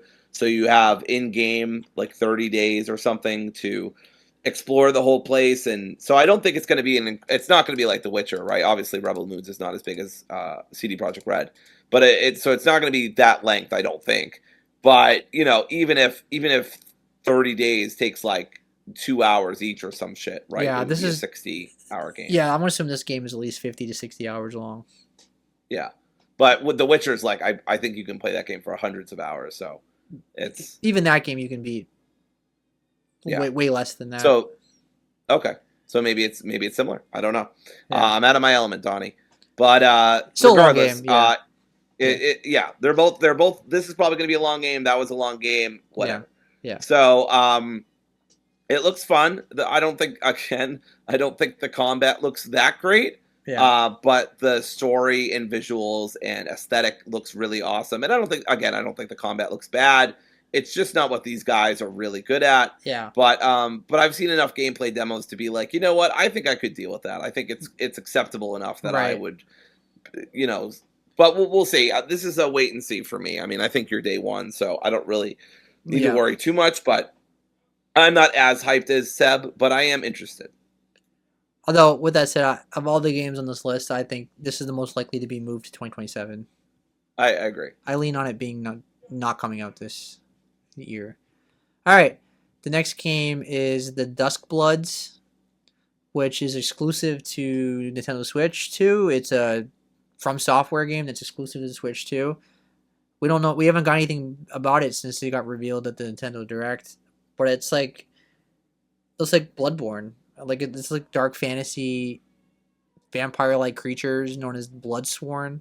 So another vampire game, and it's really all we know. I mean, it's Miyazaki is doing it. He's directing it. So this is very hyped game. Really, like this is a Miyazaki game. This is his next game after Elden Ring. So this is like pretty major game that's kind of going under the radar with some people. I think I don't see it on a list a lot, but it's probably because we don't know much about it. But I think we're going to see it at Nintendo Direct relatively soon, if we get one like February, which we usually do. So very excited for that. Obviously, Dory, you don't have a Switch too, and also you don't play really Souls games like that. Bloodborne's like one of my favorite games ever, so very excited for that. Another game I don't see people mention a lot is The Adventures of Elliot, the Millennium Tales. Again, one of those 2.5D JRPGs, which we have a ton of them now. It's like it's getting very popular in the niche RPG space. But yeah, it says it's being I'm on Wikipedia. It's being compared to Legend of Zelda series and various titles developed by Square Enix. Of course, Square Enix is doing this one too. People are calling it a spiritual successor to Chrono Trigger. and a lot of people have it as their most anticipated game of the year. I think it looks really good, and I'm very excited for it. This is gonna be one of my longest games of the year. I would assume. Like this, I don't play like 20 RPG. I don't play like 10 JRPGs in a year. Like I play like maybe 3 to 4. This will probably be one of them. So I'm very interested in it. And this wasn't on your list, Story, so No. we can skip that. All right.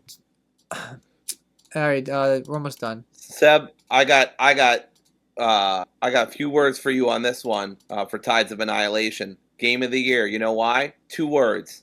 Jennifer English. Because almost every single fucking year, Jennifer goddamn English, who I love to death, by the way, is somehow involved in the game in some major way. Right? Expedition 33, she was involved. Elden Ring, she was involved. Baldur's Gate 3, she was involved.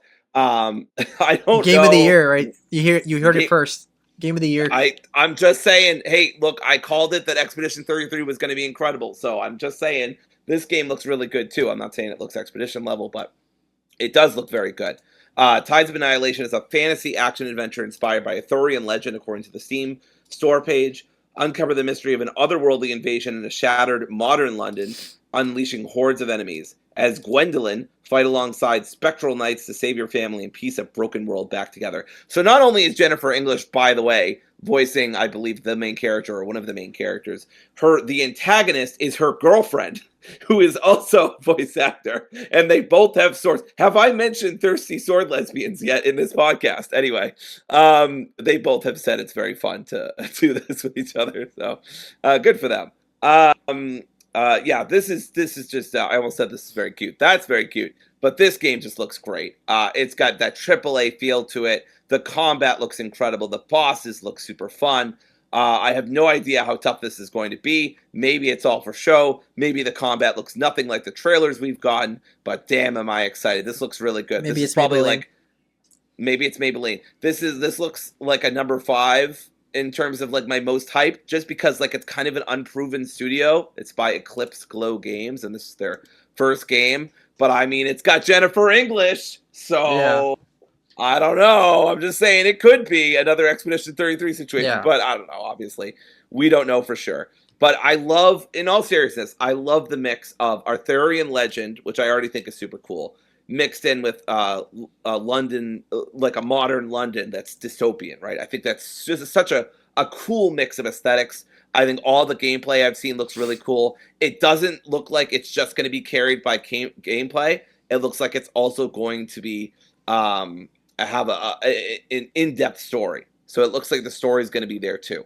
I don't know how tough this game is supposed to be. I presume it's not Dark Souls tough, but it looks challenging. But they probably will have accessibility features, especially No. because, by the way, because the only reason Expedition 33 got, and this is true, Jennifer English said this on one of her streams. She literally asked Sandfall. She's like, "I'm really crap at these kind of games. Can you please make a beginner mode so I can play your game and I can, play my character and stuff like that?" And so that's the reason why Sandfall made accessibility options. Anyway, I don't know if that'll happen, but I think if Jennifer English also wants to play this, she will get what she wants, as she should, because she is God's favorite princess.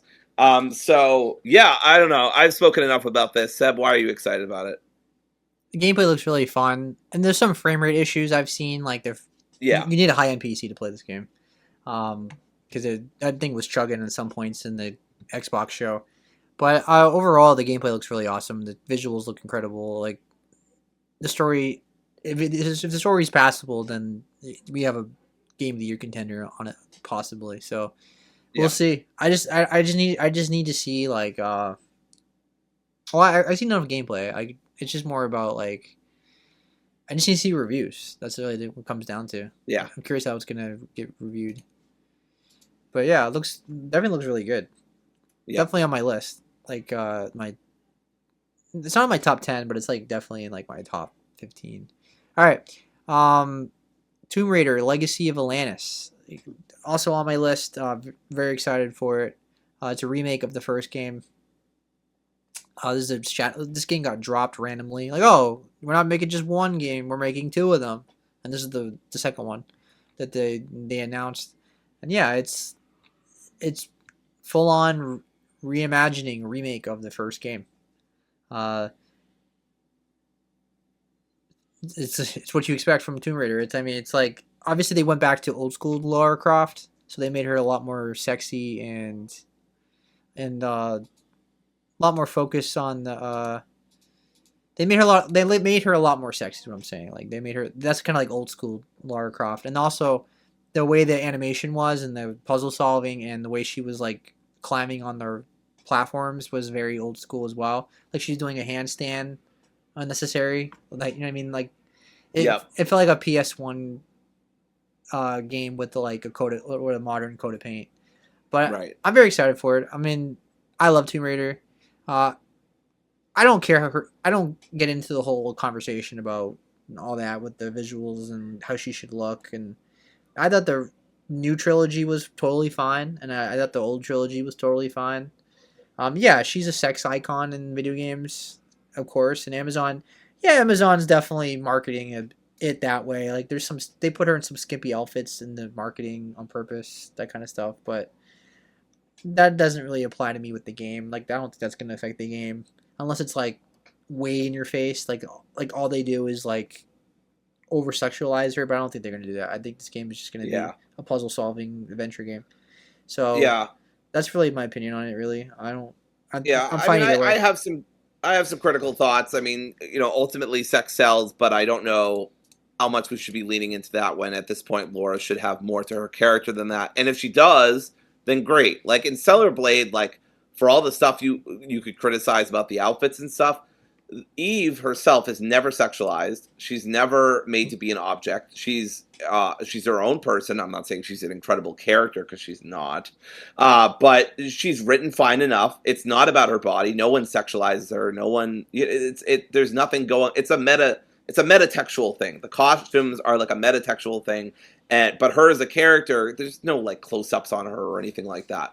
And so I feel like it's going to be very similar with Tomb Raider. I feel like there's going to be revealing skimpy costumes, which I was like, whatever. Yeah. Like some women feel empowered by that stuff, some don't. I think that there's good discussions to be had about them over sexualizing her just to sell money, and I think that there are problems with that. But at the same time, I think that there are also problems with demonizing sexuality in media, and I feel like some people have gone too far into the there's all this discourse about whether there should be sex scenes in movies and in media or whatever, and it's like I don't think that's inherently bad or good. It just depends on the context. It just depends. Anyway, it just depends. And I know that's such a fence sitter attitude, but I think I really believe that. But anyway, look, I'm not the biggest Tomb Raider fan in the world. I liked the remake. I didn't grow up with the originals, and I hated Shadow. And I haven't played Rise. So, I mean, I'm looking forward to this, but it's a very tentative looking forward to this. So, and Amazon's not exactly on my list of favorite companies in the world. Yeah. So, I don't know exactly. You won't have to buy it anyway. I'm going to buy it, so you don't have to. No, I know that. And even if you didn't, I still might check it out. So, but we'll see. We'll see what happens with this one. This is another we'll see. But with a more slightly positive bend, I would say. Now, one game that you have on your list is The Dropouts. Yes, this is one of the few games that I have that Seb doesn't. Yeah. So the Dropouts is again another Dory coded game. So I have this on my wish list: a spooky Choices Matter mystery set in 2004. All right, this is the only part where it kind of combo breakers. But Switzerland. Many students have disappeared in Noir Montai. I'm not kidding. It's Noir. I never even noticed that. It's Noir Montai. Over the past century, you're Lou. You just transferred here, and weird stuff immediately starts happening. Will you be the next dropout? So yeah, it's very me. It's all about that teenage life experience. It's got noir. It's spoopy. It's got Choices Matter. There's a mystery going on. The soundtrack is probably going to be a bop. It's very comic book focused. It's very comic booky in design, yeah. I mean, I really like a lot of what I saw in this. You can choose a starting skill. You choose a fear. And then you choose everything else because it's a Choice Matters game, according to the store page. You move around in a 3D environment, interact with characters in a 2D comic book panel in this hybrid between visual novel and adventure. And I love visual novels, too. This is for me. Y2K vibe and is spooky free mode. That's cool for people who can't deal with that. Yeah. So, yeah, just good shit. I'm really excited for this. This is probably, like Seb was talking earlier about some of his big indies of the year, this is probably one of my big ones. All right, the next game that we both share is Trails in the Sky Chapter 2. Not I don't play the first. I'm gonna play the first one. I never got into this series personally. Yeah, I haven't either. I've heard really good things about the first chapter, so I would definitely want to play Yeah. it this year. So what I'm gonna do is play the chapter. I'm gonna play Chapter 1 this year, and I'll probably play this one next year. I would assume. Like I don't want to. It depends what mood I'm in, but I'll probably wait because I get burned out from like long RPGs. So we'll see. But yeah, whether I get it this year or next year, I'm definitely gonna get it at some point. So that's why I have it on my list personally. Anything else you want to add before I move on? No, I think I don't know a lot about the series, so I think a lot of stuff I'd be saying is just conjecture. Gotcha. All right, we got two more games left. This one, Virtue, and a Sledgehammer. You have that on your list. Yep. Tell us about it, please. So Virtue and a Sledgehammer are very excited about this. This from Deconstruct Team. So if you're wondering what has Deconstruct Team done, they did the Cosmic Wheel Sisterhood, which I thought was a great game. They did the Red Strings Club, which is an excellent game. One of my very positive, based on over 12,000 reviews on Steam. They also did some other stuff, essays on empathy, Gods Will Be Watching. They're a very visual novel, narrative focused, heavy kind of studio. But Virtue and a Sledgehammer, very simple. Go back to your hometown, tear it down with a sledgehammer, and this narrative exploration game. Now, I'm not always big into exploration, but I trust Deconstruct Team. I'm going to let them cook. Confront your past in a devastating story about feeling like you no longer belong in the place that you once grew up in. So, yeah, it says about this game, most people resort to therapy, but you choose the brave option, a sledgehammer. You explore the remains of your hometown, haunted by the android ghosts of your digitized neighbors. There won't always be a clear path, so create your own by knocking down any structures that stand in your way. It will be a painful journey, not only because of the assault from the robots that have taken over, but because of the memories you'll unearth, sometimes warm but often traumatic, as you destroy the remnants of your childhood. So, yeah, it's pretty fucking heavy metal. I'm very interested in what this will be. Yeah, this is a game. I mean, it's from Devolver too. They're publishing it. Right, I meant to mention that it's published by Devolver, so. Yeah, so it probably will be good. And this is the kind of game you'll get, and I'll play it, and you'll recommend it to me whether I like it or not. But I probably will. I just didn't have it on my list.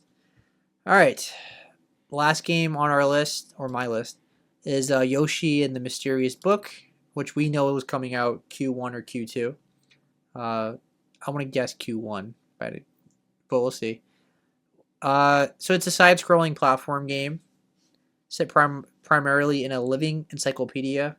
The premise revolves around Yoshi entering the book's pages in order to search for and interact with various creatures. Each level or chapter of the game has different creatures, each with unique attributes.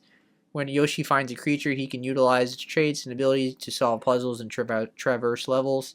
The game is animated in a style similar to traditional stop-motion animation. That's what draws me in, with a lower frame rate and certain characters' actions, such as when jumping. We got to see this at the Nintendo Direct at September 12th of last year, at the 40th anniversary of Super Mario Brothers. Yeah, so it looks like a cute, easy platformer, and I like that. It seems like a nice game for me to play like after a big game or after a hard game like a Souls game, and then I just want to like unwind and play a cute little platformer. I really enjoyed Yoshi's Crafted World and things like that. So I like these kind of games. So it's definitely more for me. Obviously, I'm a platformer fan. Dory doesn't like platformers that much, so this is definitely my alley, and I'm very interested. The only problem really is just the price. Like that's what it comes down to. These games are short, they're easy, and they're $70, $80, and they don't drop in price. So that's really the big problem. But in terms of the game itself, though, looks a cute little platformer. I'm definitely interested in it. So yeah. So that's all our games. I mean, obviously there's other games that we haven't talked about. There's so many games. This is to wrap it all up. This year is going to be special. I think you don't get this kind of year every year. This is probably the most stacked year since 2023, where like there was a new game almost like every 2 weeks, and this year feels like that because we skipped like months because we don't know what's coming out. So there's a bunch of games we don't even know what's. It could be shadow dropped. There's remakes that could be coming out. Like, remember the Assassin's Creed 4 is getting remade, and that might get dropped this year. So there's a lot of things we don't know. And there's a lot of Nintendo games we don't know. We don't know anything about Nintendo outside the Yoshi game and Duskbloods. That might not even come out this year. And like we could get a new 3D Mario. Like we don't. There's so much uncertainty. So this is an exciting year. If you think last year was a busy time for games, this year is insane. This is one of those special years. Could it be on the level of 1998 or 2004 or something like that? We'll see. But definitely shaping up to be one of the biggest years in gaming history. Any last minute thoughts or about this year or in general? Yeah, very impressed with all the games that are coming out. A lot of them are just huge for me. I mean, I can already name, I already came out with like 4 games I'm hugely interested in. There are some games that I think are going to be sleeper hits, like Romeo is a Dead Man, and Stupid Never Dies. I'm really excited for more experimental games like Pragmata and Replaced. And of course, Resident Evil 9 could be massive for me. So there's a lot going on in this year. That's great, and there's so much we don't know about this year, of course, as we usually don't at the beginning of January. So I'm excited to see what happens. I don't keep track of all the years like Seb does. So when he's like, "Could this year be like this, or that?" My eyes kind of glaze over, and I'm like, "I have no idea." but I will say, games are back, and this looks like a great year. Yeah. And if you got that reference, thank you. Yeah. It looks like a great year for gaming. Yeah. I'm very excited. I hope we do get that Black Flag remake. I'm very interested. I don't want to support Ubisoft, and maybe I won't have to because maybe Seb will just buy it. But the only problem is Ubisoft games don't share on Steam. That's true. That's true. So, but I might break my rule and buy it from them. I don't depending on reviews. We'll see. But yeah, 2026 looks great. I am excited, and there's a lot to be excited about. Tides of Annihilation. It's got Jennifer English. Could be Goaty. Saying it, planting my flag right now. My Jennifer English coded flag. Yeah, I mean, this year has a nice mix of indie games and a nice mix of AAA games. And my most anticipated game for the first half of the year is Resident Evil Requiem, and the second half is GTA 6. So those are my 2 most anticipated games in the AAA space. And mine's probably Resident Evil, and then I guess it's not technically AAA; it would be more like AA. But Phantom Blade is probably for the second half. Yeah, there's lots of good stuff for indies too, and so much stuff that on my wish list that we didn't include here. So yeah. So Reanimal and Replace for me are my 2 most anticipated indies of the year. So yeah, it'll be a fun year, Dory. Thank God January is more of a backlog month because. Yes. Get ready for February because the year that it's not is going to be a scary year. I'll tell you that. But luckily, we are saved at least this year. I don't have anything big coming up until February, late February. Yeah, or mid-February. Romeo is a Dead Man, but mid-February, which gives me plenty of time to play some long-ass RPGs or whatever I play. Yeah. All right. Thanks for watching, everybody. We appreciate you tuning in to a long episode, like almost 3 hours long. Almost 3 hours. Yep, we're at like 2:45. Yeah. Probably won't be as long in future episodes. This will probably be our longest video of the entire year. But I mean, it's summarizing the entire year. So if you think about it, exactly. We only have these kind of episodes like January, once a year, June, and like December, and not even this long. And not even this long. All right. Thanks for watching, everybody. Have a good night. Happy New Year. And hopefully everybody has an amazing 2026. Take care. Happy New Year, everybody. Bye.